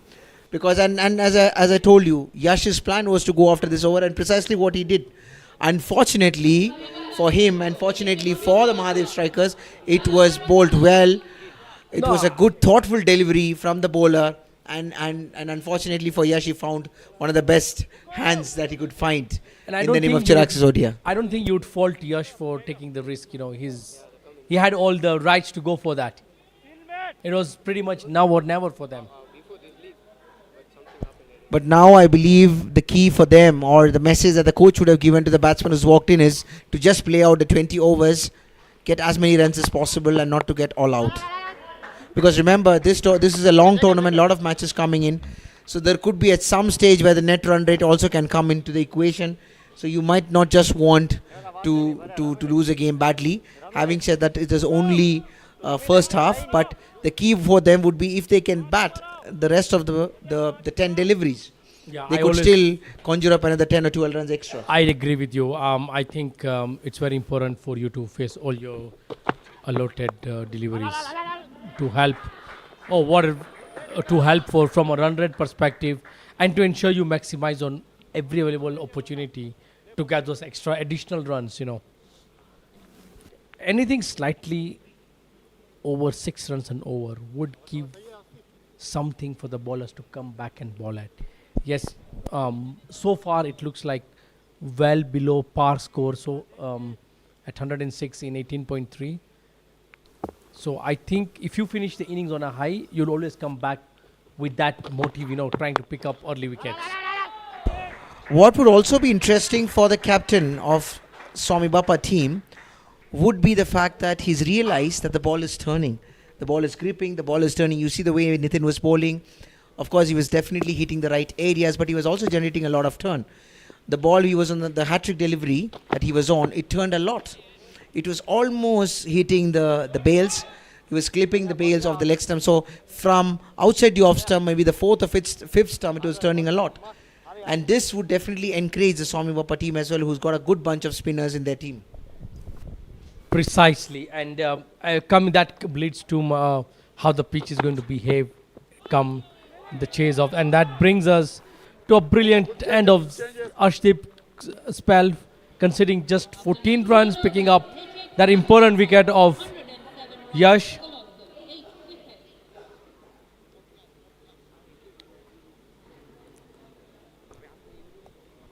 Paresh and Milan, two young chaps there in the middle. Just swing your bat as hard as you can now. try and get maximum. Not the ideal score that the captain would have foreseen after winning the toss. Absolutely not. He would have wanted another maybe another 30 runs plus, or at least he would have expected his team to be at 130 at the end of 19 overs. Fancying his chances for another 10 runs in the last over. What do you think happened? How did they just end up crumbling? Yes, we saw a couple of brilliant maidens that were bowled, but losing wickets in quick succession, they never recovered from the early 2 wickets. That's a Yorker delivery, big appeal, umpire clearly not interested. But in the meanwhile, cheeky additional second run being stolen by the batsman. This would be important 2 runs for the batsman. Looks like it was drifting away. It was missing leg stump. Close. Could have been umpire's call. Yeah, could have been umpire's call, but I believe it is missing leg stump. That was the reason why the experience of Shashikant came into picture, and he was clearly not interested. Yeah, to answer your question, Mitesh, they kept. I think the shot selection was also one of the problem. I mean, if you really look at it, the initial power play, even the captain Bhavesh, he was trying to hit the ball really hard, rather on a deck like this, which is giving a bowler extra bounce, and a bowler like Purushottam, it would be easy for them to wait a little more for the ball to come out the bat. So you can't just hit it on the rise, because there's always this extra bounce that would confuse the batsman. So and some of the shot selection was not really great, and you have to also give credit to some great fielding from the Mahadev strikers. If I'm not mistaken, they had a couple of run-outs that they executed it. No, I think you've nailed it. Yeah, support from your fielding unit when you're on a good roll, when you've picked up early wickets. That gives the bowlers an extra boost, an extra inch in that at the stride of the delivery, and that's where I felt power play is very crucial. I just feel that Swami Bapa never recovered from that early loss. They started way slow, and that I think pretty much just showcases as to why they've just struggled with the bat tonight. Yeah, even considering the fact that they've had a very low power play, they could have still attacked the later part of the innings if they had kept wickets in the kitty. Unfortunately for them, they kept losing wickets also, where they could not build momentum. Otherwise, someone like Yash Chauhan could have gone the full Monty if he had a partner on the other end who was also supporting him well. Final ball of the first inning coming out. Nelson on the scoreboard.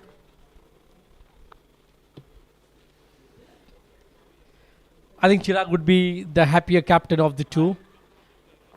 His bowling unit has responded exceptionally well. Indeed, not just his bowling the unit, equally supported well by the fielding unit. They did exceptionally well. Last ball, hit straight down. The fielder the bowler stops it on his follow through, and that's single to end the innings, the first innings. So Swami Bapa has scored 112 runs for the loss of 8 wickets in the allotted 20 overs. We'll be shortly back with the chase by Mahadev strikers. 112 runs for the loss of 8 wickets. Mahadev strikers require 113 runs.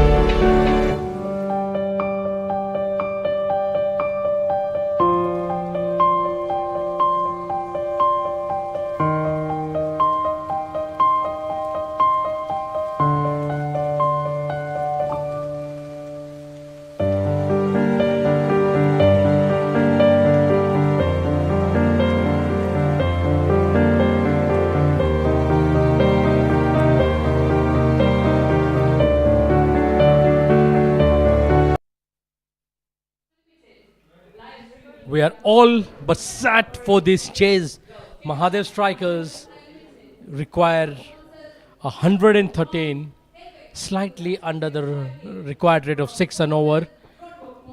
From what we've seen in the last 2 days matches, this seems to be slightly below, under par of a score.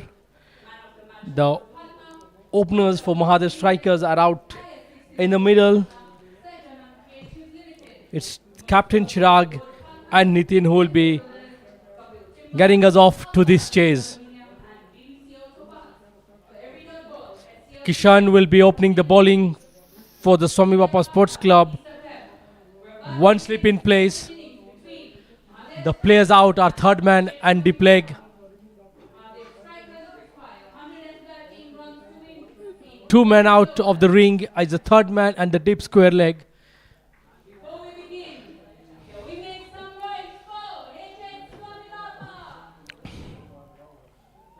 Prashad, we are about to begin this chase. Just prior to the openers going out, we saw a good banter exchange between Onkar and Nitin. Give us some insight of what's happening there. I've been told they are former teammates. There's a lot of mind games, if I may put. Onkar was trying to distract him from his throw downs. But it's good to see players interact of this as well. What a start to the game. Straight drive by Chirag Sisodia, the captain leading from the front. 4 runs of the first ball. This can't get better. They realize that if they get a good power play, they will be well poised to defend, to chase the score in no time. And to answer your question, Mitesh, yes, both of them used to play last year, the league, Super League for Sarali, and they are good friends as well. I don't think it was anything to do with the game. It was just some pleasantries exchanged between the two of them, and of course having some fun, having met after long. That's the importance of organizing this T20 tournaments, where you have a lot of former players, playing now against each other. And what sometimes benefits is, the weakness and the strength of the opponent, because you've played week in, week out with him, You're able to pass in some knowledge of how to restrict his scoring areas, what sort of deliveries to ball at him. Good comeback there by Kishan after being driven for a first ball boundary. In fact, you are right, Mitesh. They absolutely know each other very well because they've played a long season together. They know the pluses and the minuses of each of them, the pros and cons, and how they bat, which are the weak spot and all of those. But having said that, what a lovely looking shot from Chirag Sisodia. He takes the attack to the opposition. Huge, humongous 6 from Chirag Sisodia. Steps down the track, hits it straight past long off. What a beauty to watch. The intent is very clear. Actions speak louder than words. That shot has pretty much said, we are chasing this down in a hurry. It was outside the off stump, way outside the off stump, picked it up very easily. 10 of the first 4. The intent is very clear. They want to have a brilliant power play. They want to take the attack to the opposition. And this is exactly what the captain himself is doing, leading from the front. In the meanwhile, good comeback by Kishan Kerai, the young fast bowler. After being hit for a 4 and a 6, he comes back with a dot ball. This is very good cricket to see. I like this intent by the captain. Take advantage of field restriction. You have just 2 players outside the circle. Maximize it. It's not no ball indicated there by the ball, and couldn't have provided a better opportunity for Nitin to get off the mark. Absolutely. The first ball, I remember playing as a young boy. You play those gully cricket where the first ball you ask for the trials before playing the real ball. Now this is similar to that, getting a free hit of the first ball. He can easily free his arms. I can see the coach of the Mahadev strikers loitering around the comment box. And his smile just says that he's quite happy with his team. Oh, David SCG is a very experienced campaigner. He's been in the circuit for so long. He's definitely exchanged some good words with his team. He wants his batters up the order to go after the bowling in the initial overs and get a good power play for his team. That's going down the vacant boundary region. Yes, they are off to a flyer. 16 of the first. And suddenly the required target is way below 100 now. Again, the delivery that he bowled, the last ball, knowing that it's a free hit and he does not have much protection outside the point, him bowling a delivery which is, there's so much of room offered, and even if he slashes it hard, it's going to go past the fielders inside. So I think he should also look at the line that he would like to bowl, and also the length, especially considering that it was a free hit. They bring in fact, the experience of Onkar Jadhav. He didn't have the best of the evenings with the bat. Didn't trouble the scorers. Would want to make it up here. His team definitely requires not just one wicket, but maybe a couple of wickets.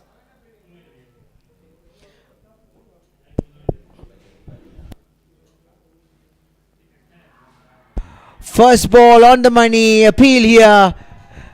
The ball shaping in very well. Good release, good seam position.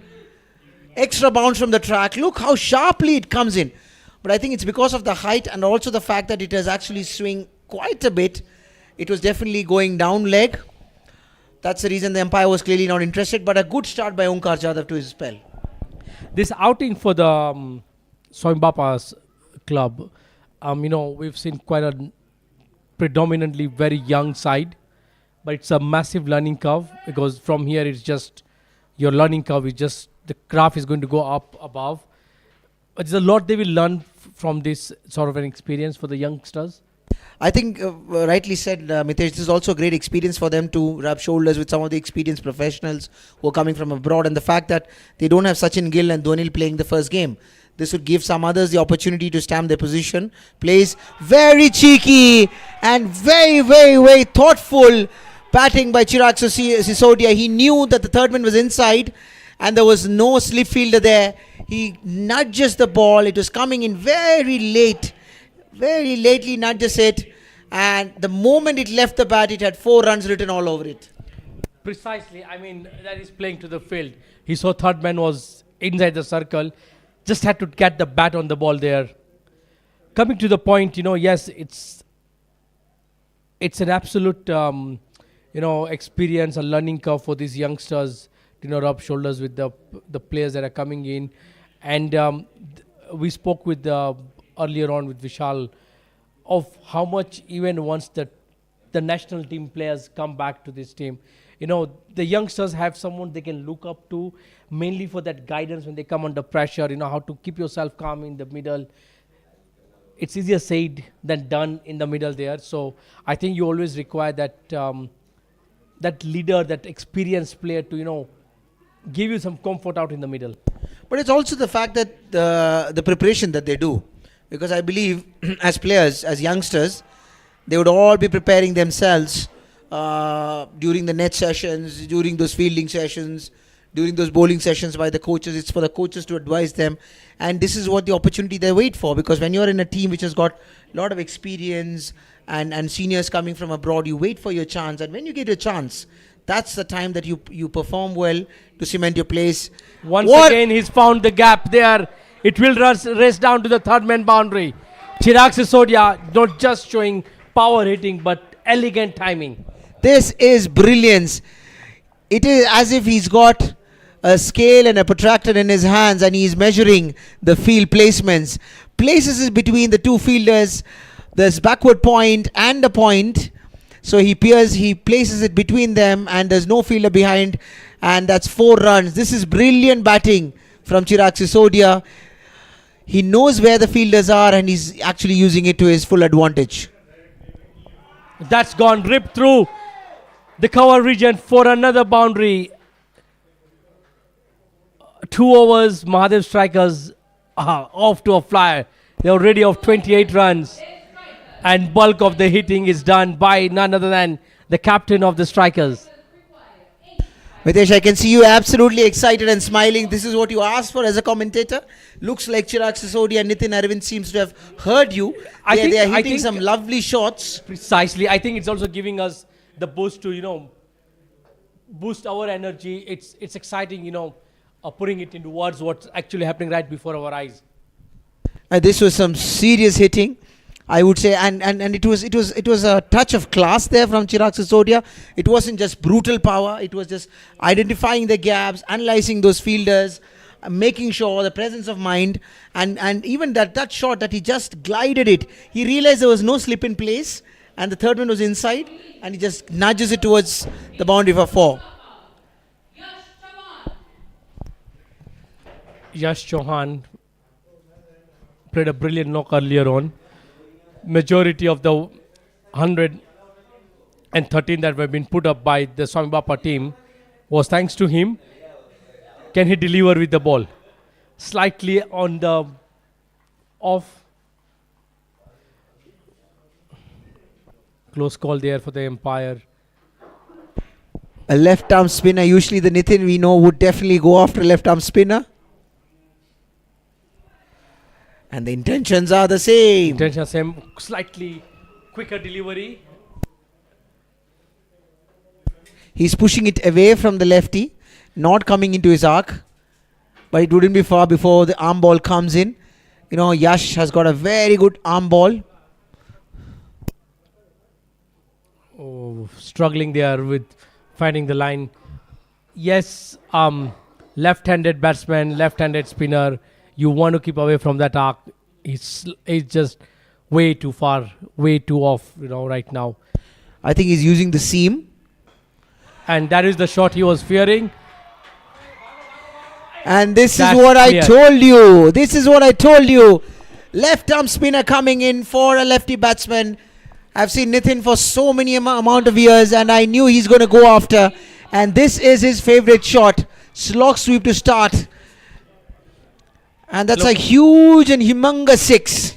I think it's a no-brainer that a left-handed batsman is definitely going to rip apart a left-arm bowler. I'm just slightly surprised with the selection of having Yash. That stoppage could just rest down to the boundary. When it's not going your way, it's definitely not going your way.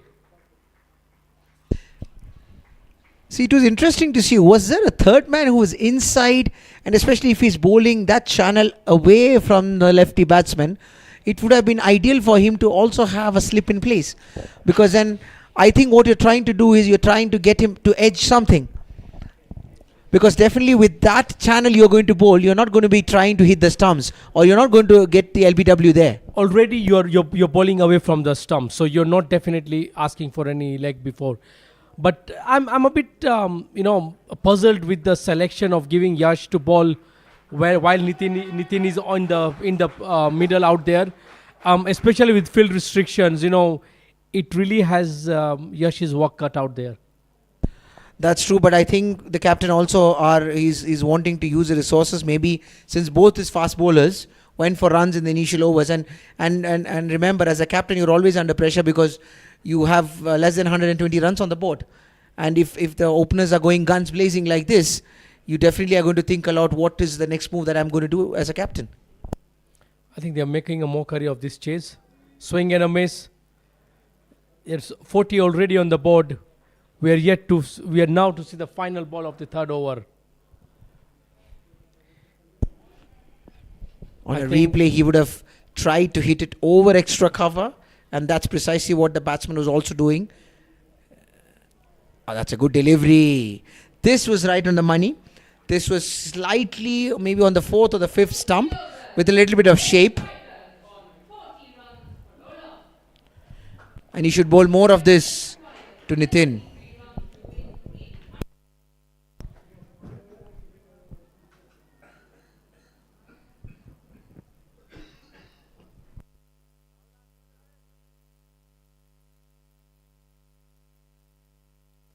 3 overs, 40 runs. This has already been a fiery power play on display from the Mahadev strikers. We have another bowling change here. Captain Bhavesh is trying all his resources to get that 1 or 2 wickets that he would like to generate during the power play. But it's very clear, you are not going to win this game by containing them. Score. You have to get 10 wickets. That's the only way you would win. Yes, I don't think so. You're going to defend this score. You're not going to stop them from scoring. What's more important is picking up those wickets, and it's got to happen sooner. Try to cut that away. Cramped up 4 rooms. But I like the mindset that both the openers, Chirag and Nitin, have come out with.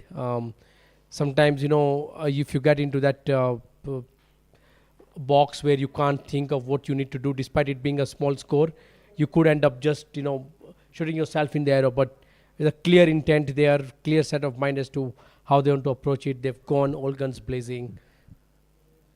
And they're going to be reaping rewards from where I see right now in terms of the next 3 overs for the power play is more of a break for the Swami Bapa rather than a break for the strikers.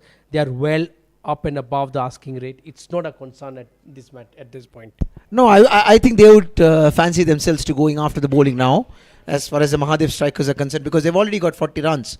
And with 3 more overs, even if they could get, they would muster another 20-25 runs. They are looking well poised to chase the score much early in advance. That's it. It's gone.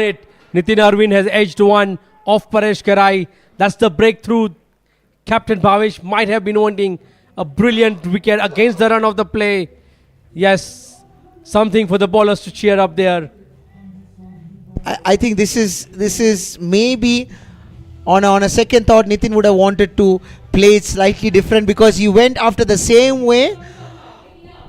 I think that was his first ball. There was a little bit of extra air in that, and this gave a little bit of drift as well, because it's a new ball. It was drifting away, but he still gave them a fiery start. Yeah, I think the wicket will give something for the bowlers to cheer. Much needed wicket there. Can they capitalize on it? Can they just make this game more interesting? It's not over until it's over. We have seen funny things happen in the game of cricket. But that brings in another attacking batsman, Harendra Kherai, number 33. If he gets going, we are going to be having another party. We're looking forward to this party. It's happening all here at the grounds in Nairobi West at Sri Kachileva Patel Samaj grounds. It's the Mahadev strikers versus the Swami Bapa match day 3. Mahadev strikers having just lost their first wicket of Nitin, who had a brilliant outing with the ball. Had a decent start with the bat. We've got Haren right now in the middle with his captain, who is timing them absolutely brilliant. Oh, Chirag is playing like a dream here. He's been hitting some lovely shots. Drives fantastically well. What a drive. There's a fielder there. It's a little bit of a misfield. The batsman will easily get for the second run. That's a good start by Harendra Kherai. Driving it through the extra covers for 2 runs. And with that, he opens his account.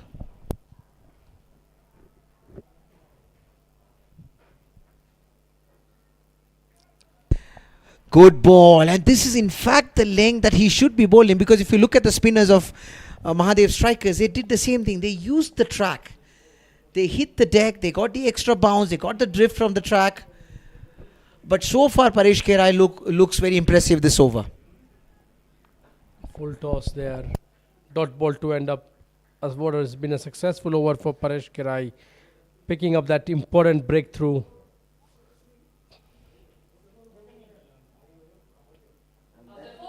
That marks the end of the 4th over. 43 runs for the loss of 1 wicket And the batsman to get out was Nitin Arvind, who had started guns blazing. That brings in Harendra Kherai for Mahadev Strikers with 2 more overs to go. And considering that Nitin is out, the captain is eager to try Yash Chauhan for another over, because we have 2 right-handers batting there. That earlier what we saw pictures, visuals from the camp of the Mahadev Strikers, notably very happy with how the team is going along with this chase. They'll be quite confident that the captain is still out there in the middle.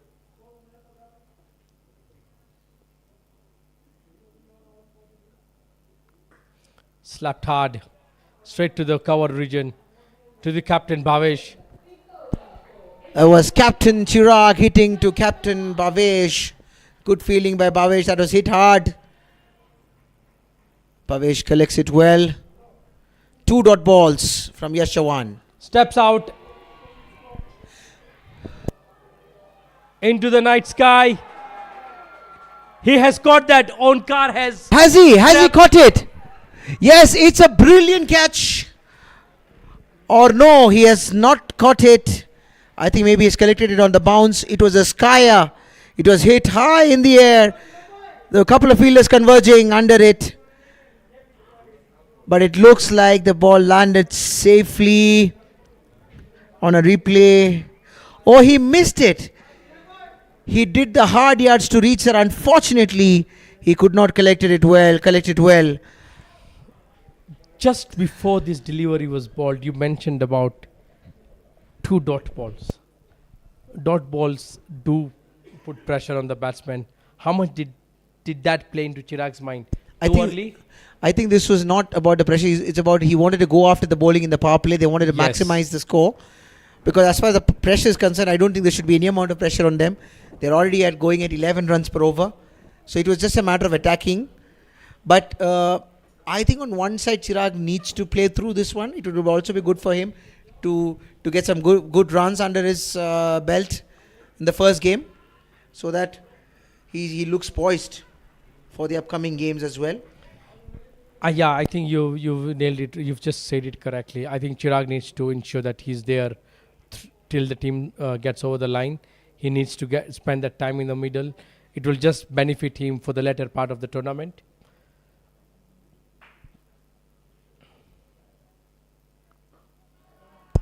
That's good ball from Yash Chauhan. This over has been simply brilliant from Yash Chauhan.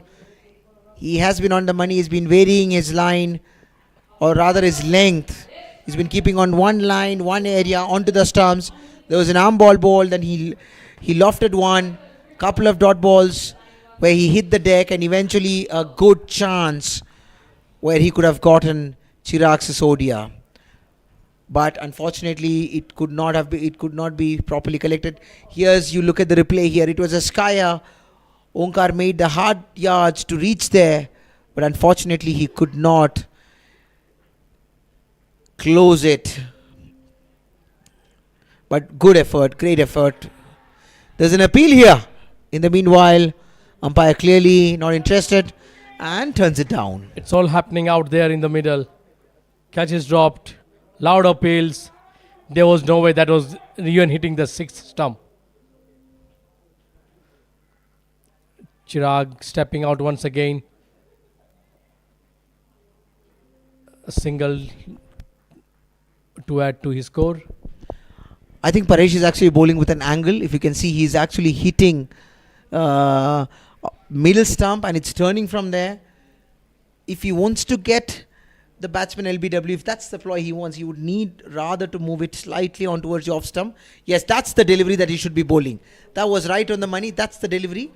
He gets if he can adjust the length a little bit and he gets a little extra bounce from the surface, it could deceive the batsman, because remember, it's also skidding and it's coming slightly more quicker than the batsman is expecting, and there he could really surprise the new batsman.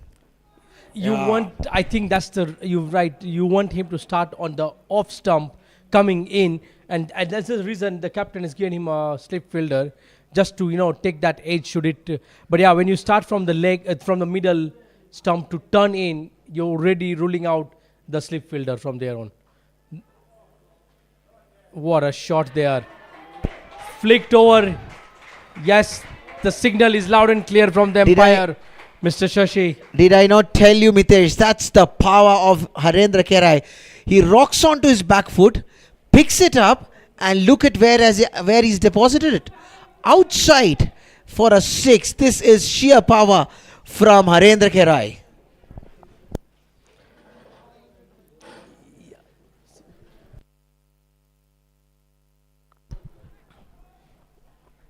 That brings us to the end of the power play. 51 runs for the loss of 1 wicket. From a batting perspective, from the other 2 games that we've seen, this has been the highest scoring power play so far. Yeah, in fact, this is a great power play. I mean, this exactly was a ploy. I mean, if you the way it was started by Chirag and Nitin during the power play, they went after, they took their chances, they got their shots, they played their shots, some beautiful shots by Chirag, and later on, it was further this Harendra coming in and doing the same thing again, and we have a fantastic power play. I think they have really entertained the crowd today. Absolutely, entertainment of crowd, spot on. Entertainment of Combox, spot on.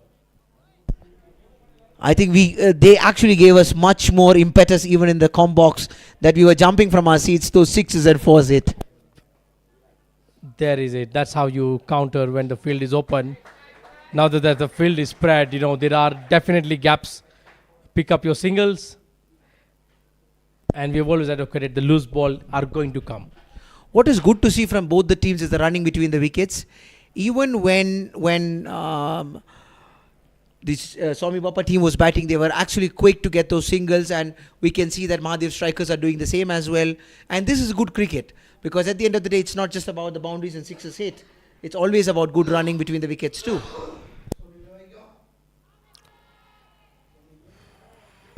Again, some slight confusion between the batsmen. Chirag was 3/4 down the pitch. No damage there. Yash bowling a brilliant line there. I believe this was more to do, the length was good. Unfortunately, he missed his line on this delivery, because it still hit the pads or actually drifting away towards the leg side.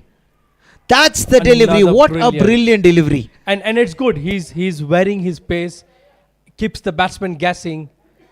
Look at that.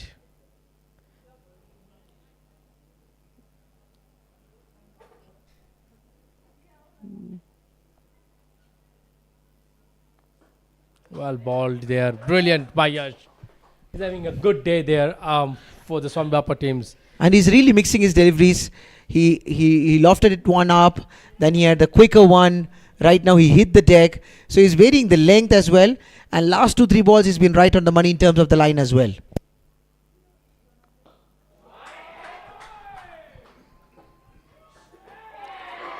You don't need a misfield when you're not defending a big score. And especially when the target is now well below almost 60, you don't need that from your fielders. It's just not going right for the Swami Bapa. Yash clearly looking upset with Onkar Jadhav for not collecting that. That was a clear misfield. Not expected out of the likes of Onkar Jadhav. But sometimes this is how cricket is at the end of the day. Even the best fielders can end up missing. And that was a lovely looking stroke. It was slightly more fuller. And Harendra Kerai driving it down beautifully towards the extra cover. In the meanwhile, as we talk, he gets another single, gets off strike. And that brings us to the end of the 7th over. Mahadev strikers on 56 runs for the loss of 1 wicket.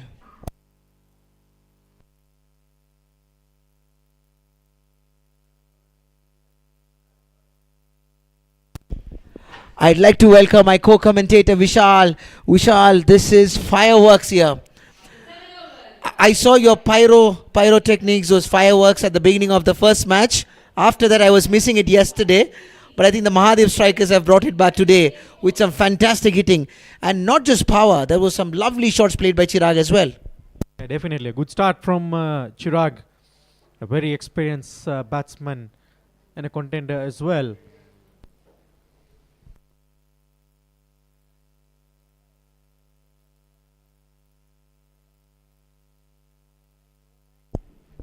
What would you be thinking as a coach or captain of Swami Bapa team right now, Vishal?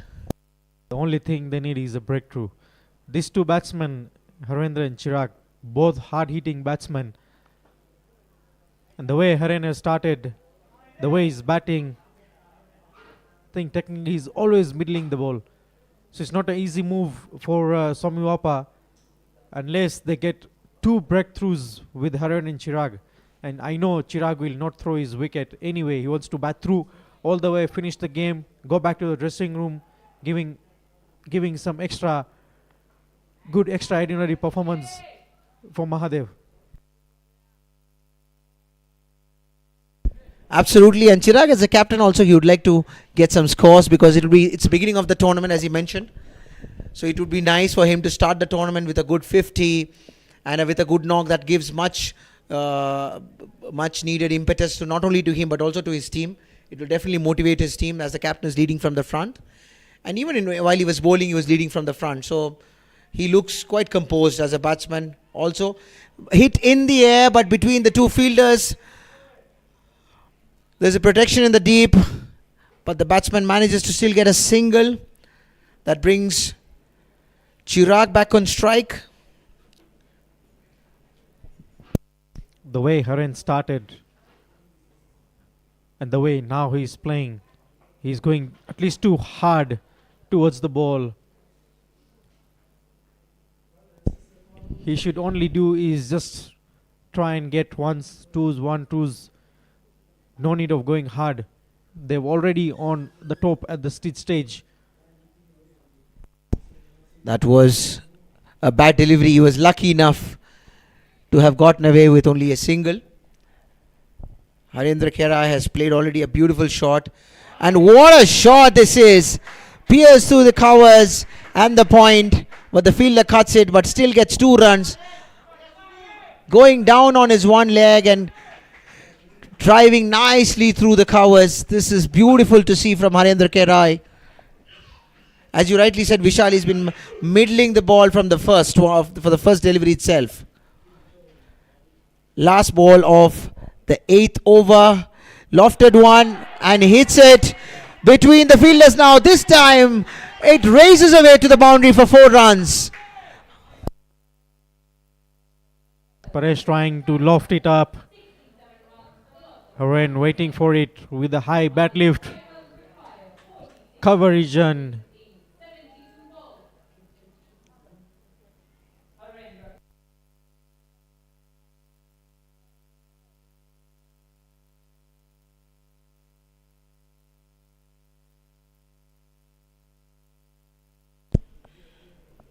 The approach and the intent from Mahadev strikers is very clear.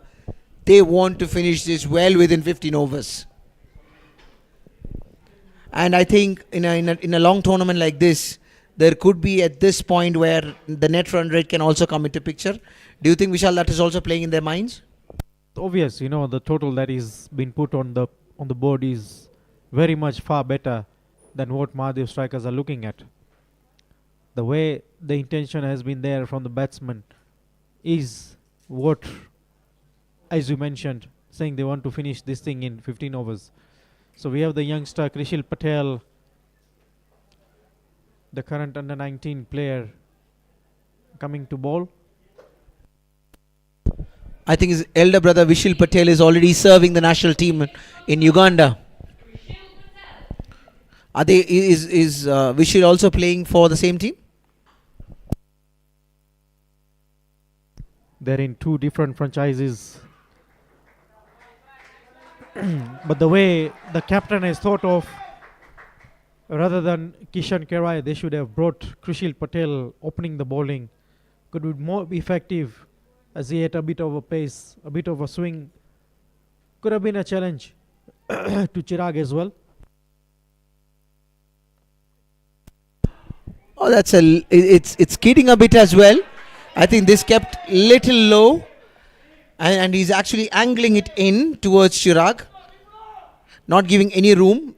A little bit of late swing, as he's mentioning. So there's been a no ball called by the umpire. The extras is not what Swami Bapa should look at.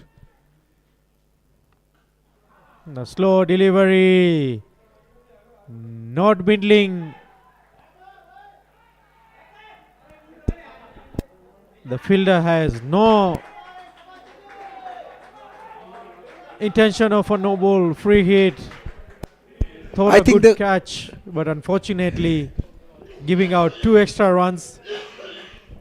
I think the fielder was clearly celebrating. He didn't realize that it was a no ball only, and he was actually trying to celebrate. That's when the bowler was like, throw the ball, it is a no ball.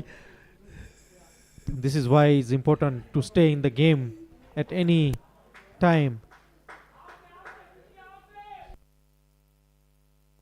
Another white ball. This extras are not helping the cause at all for Swami Bapa at this point in time.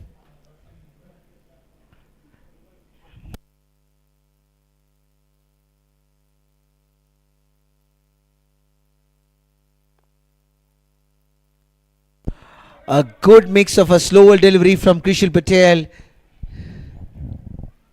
Rolls his fingers.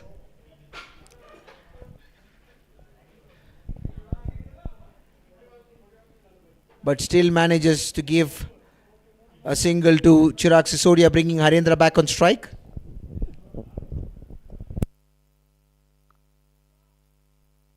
I think Swami Bapa have been very much decent into extra runs. The only over that have the extra runs is this one, with the 2 wide, with one no ball and 1 wide. So they have been decent out there in terms of extra, but the total score they put on the board, that is played high in the air, and that's an easy one to dismiss Harendra Kerai. I think you were very clear that he should have actually opened the bowling, because he was mixing his speed, as mixing his length very well. This ball came in slightly slower than what Harendra was expecting. He went through the line of the ball, he went through the shot, but only to find Yash Chauhan in short extra cover. But after all the free hit, he's been bowling most of them on a leg cutter note. Once you start bowling variations, it's obvious that the ball coming towards the batsman becomes more slower than the way we expect. As we said, the conditions are now in a moisture and the ball is skidding through. The way Krishil is thinking is slowing down, giving some time to the batsman to hit that ball more harder than he's expecting. Captain has gone back to Onkar Jadhav. Again, looks like this is in replay. You can see he finding the safe hands of Yash Chauhan. That's a good delivery from Krishil. He's been very good in his first over, mixing his deliveries, keeping the batsman guessing, and he's eventually got the fruits of good bowling.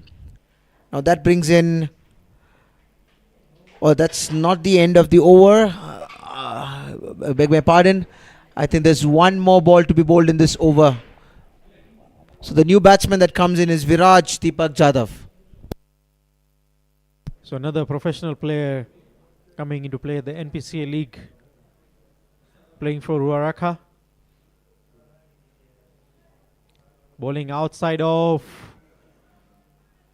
I think he have to bowl that again.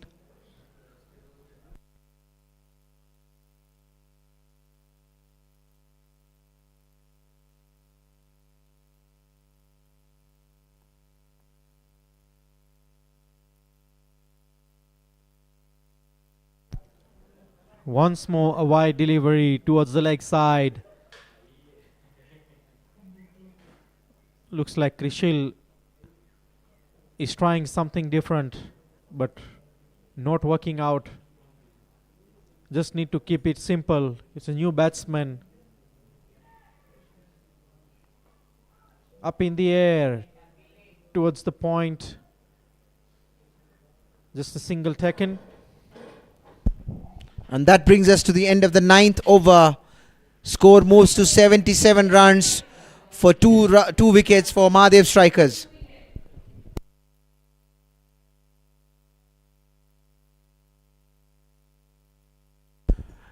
As you can see, the scoreboard clearly displaying Chirag Sisodia, the captain, leading from the front.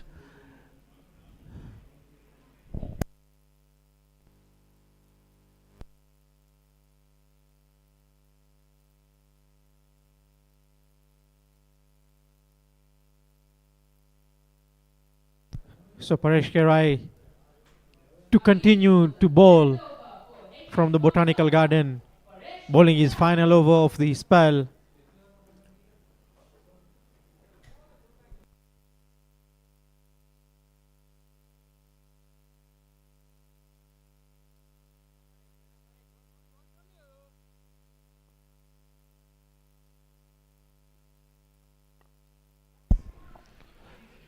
It's a fuller delivery. It's straight back to the fielder at short mid wicket. It's a dot ball from Paresh Kerai. I think we also need to talk about the initiative from the Kachileva Youth League. Every dot ball would mean that there will be a tree planted. Vishal, maybe as part of the committee, would you like to put some light on this thought of yours? Having said that, there's a boundary here.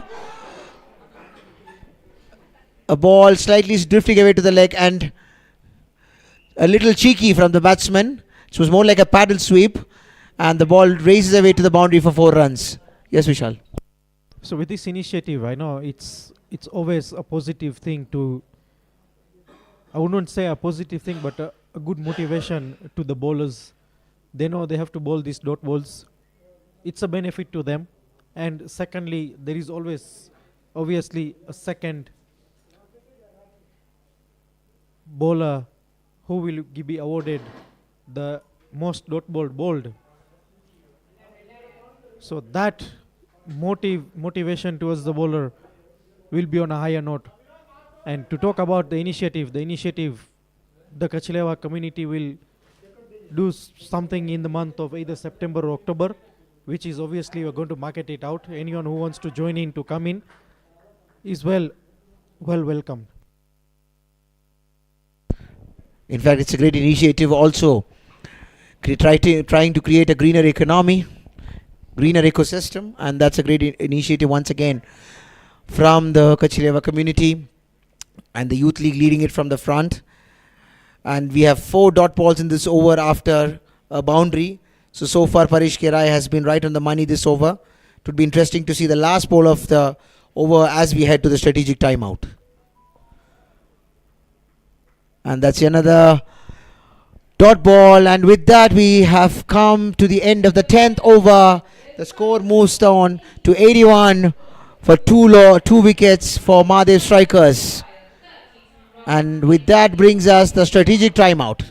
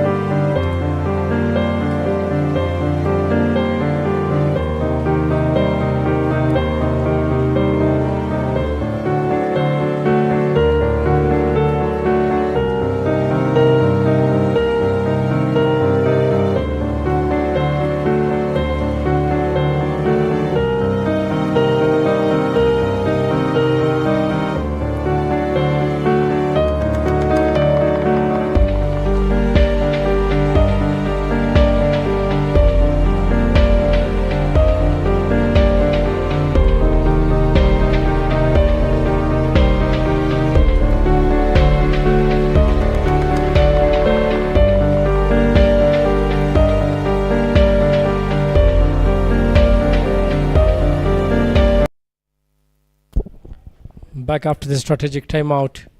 Krishal Patel continues. Chirag Sisodia playing a brilliant knock. Put up a good bowling display earlier on, and now showcasing his all-round abilities. 35 of 28.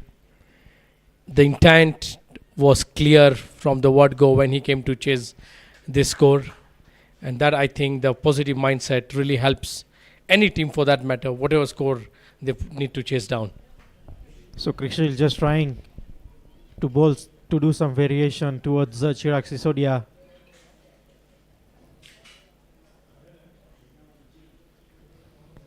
Just 31 needed at the halfway stage. A good delivery there by Krishal. Virat getting a surprise, going to drive that ball. The ball coming back to him.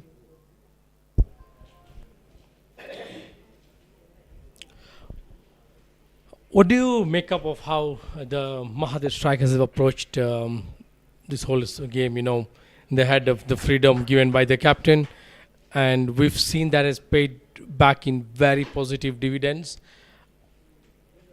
Anything that you'd feel that they would want to change from here on in terms of their mindset, how they're going to approach the next game? I think he's just keeping it simple, you know, just go game by game. No need to plan early enough. Whatever that comes in has to go for it. The way they've planned today. 5 wides doesn't help, especially when you have a very small target to defend.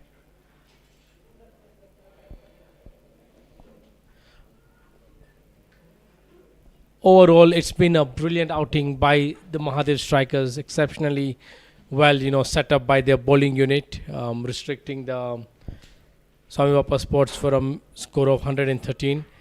And then the clear intent, you know, with the captain leading the team from the front.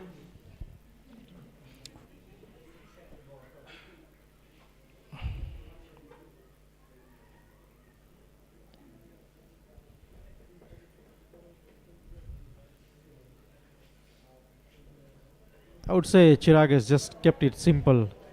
Nothing much to do, just to get the power play overs in hand. And the way they have cleared everything out in the power play is a positive impact for them. As of now, they're just rotating strike, giving away 1-2s, and just ending the over. 11th over down, 90 for 2.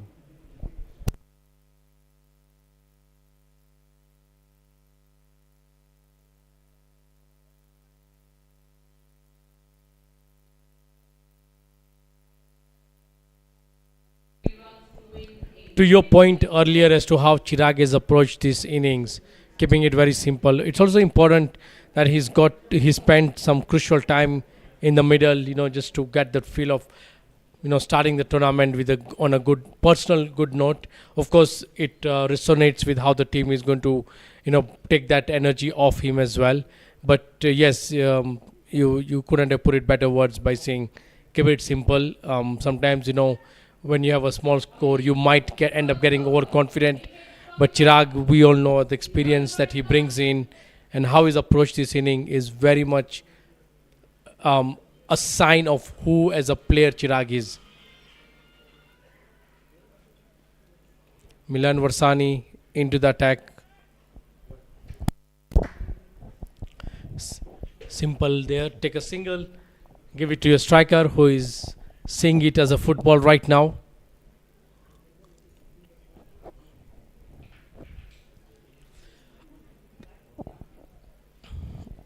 This will also go ahead, and yes, it's too early in the tournament, but definitely give a big boost to the run rate for Mahadev strikers. It's always a positive. Good shot there to the deep square leg.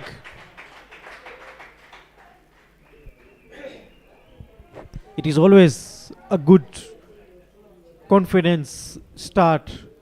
Always boosts your full morale towards the throughout tournament. With these type of games, they will obviously try at least get something before 15th over. The run rate will obviously rise up. just in case the tournament goes on. Maybe just in between hiccup might also help you to to go towards the. Just a fumble there by Yash Chauhan, not expected from him. Yeah, I think a win like this will definitely also send an important message to the rest of the teams in the tournament. Yes, we've got a match tomorrow where the two remaining teams will also play their first game of the tournament, and then we would be in a good position at least to explain. Oh, what a shot that is! Pick up shot by Chirag. It's cleared the boundary.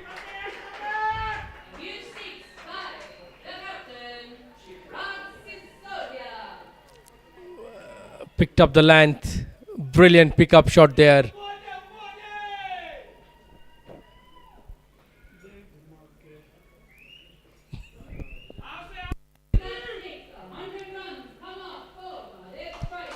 Mitesh, the way they are going, do you think might even go to the 13th over? I don't think so. I'm looking at it maybe wrapping up by within the next over.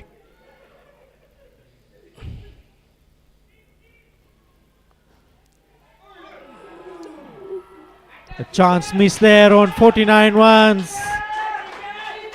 Lucky enough to get his 50.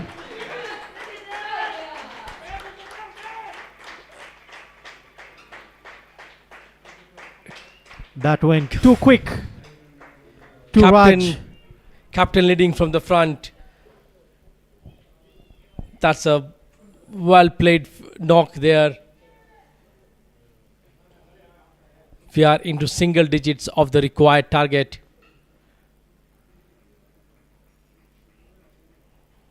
Viraj will keep the strike. Just 8 required. A couple of lusty blows and the strikers will be way up over the line. And I think the spectators has pretty much said that that's game for us. Taking kids, the future stars of tomorrow for an early nap.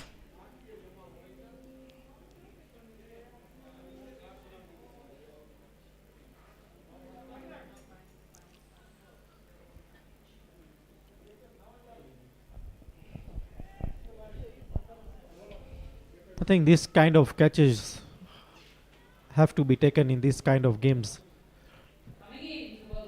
With this kind of players that are battling here, if you drop a catch for a professional player like Chirag, there is no way he's going to give you another chance. Yeah, I think catches win matches is a very common used saying in cricket. Not just in this situation, but in any given situation, you don't want to really give your opposition an additional lifeline, and that's been swept. We are one shot away from Mahadev strikers putting up a clinical display for all of us here.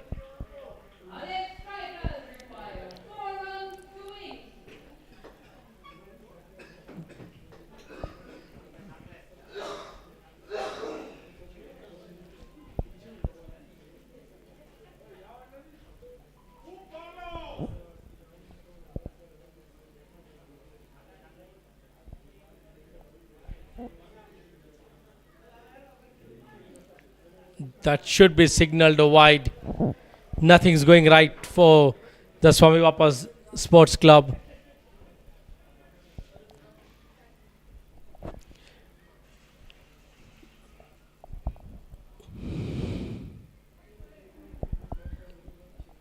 Underage.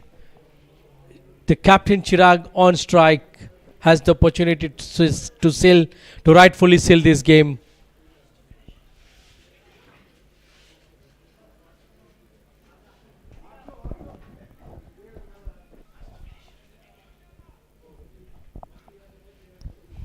Let's see a big shot coming in, charging down, up in the air, and that's a catch.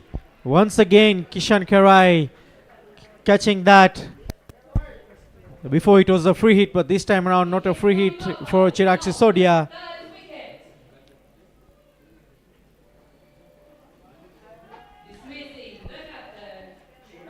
So Mitesh, I would say in the total score of 112 runs needed, Swami Bapa have bowled 13 extras, which is obvious. Mahadev only have to score 100 runs on board, rather than less than 100 runs. Yes, the extra is always going to hurt your team, especially like you said, when you're defending a very small target. We see the captain walking back to the pavilion, has put his team on the brink of the victory. Yes, he would have wanted to score the winning runs. Pradeep Jasani.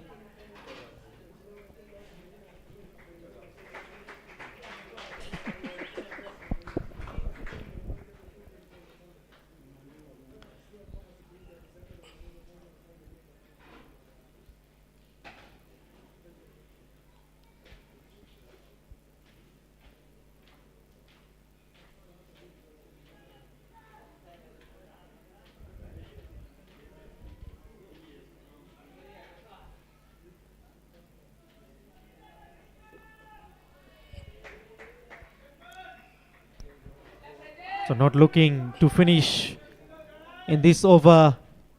Just 2 runs needed. Oh, another one picked up. Another one picked up by Raj. That's 2 in 3.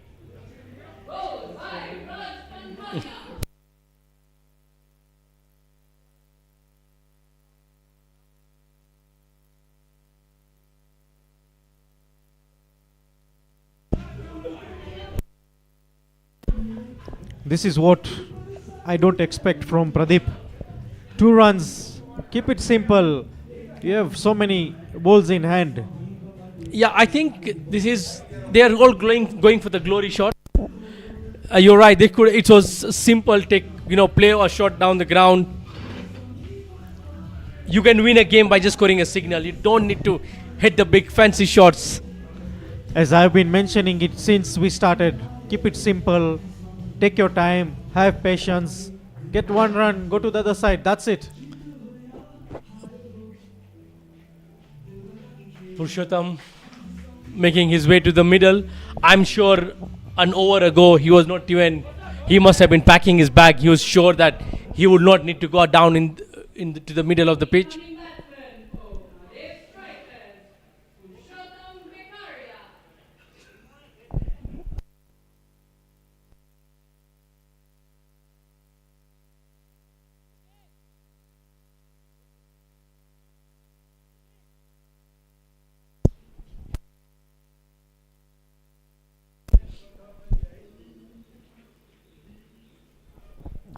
Final ball of the Raj Pankhania over, picking up 2 wickets. Scores are level.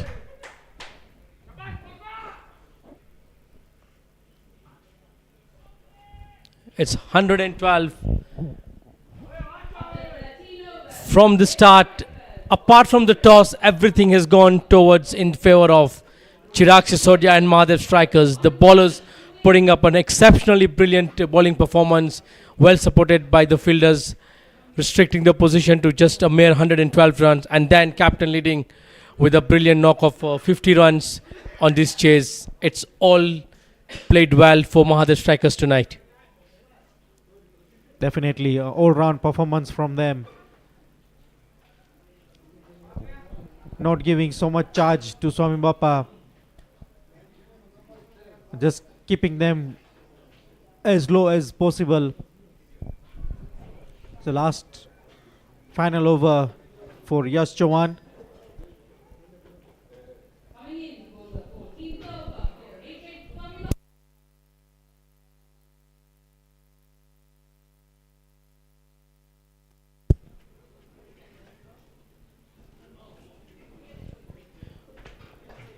We have the Playmaster and Palora Dragons in action for their first game tomorrow evening. And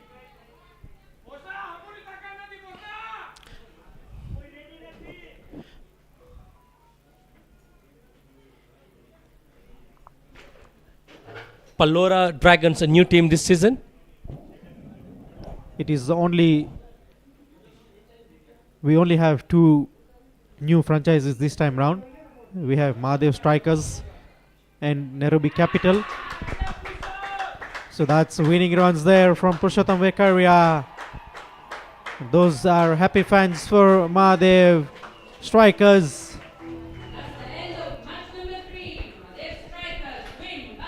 Mahadev Strikers have pretty much confidently must say that they have wrapped up this game in a fashion, chasing this score down in just 13.2 overs. Join us tomorrow evening, same time. Playmasters take on the Palora Dragons to play their first match of the season 2 of the Shri Kachhilewa Patel Samaj Nairobi LAXMANBHAI Construction Premier League Season 2. Until then, see you, good night.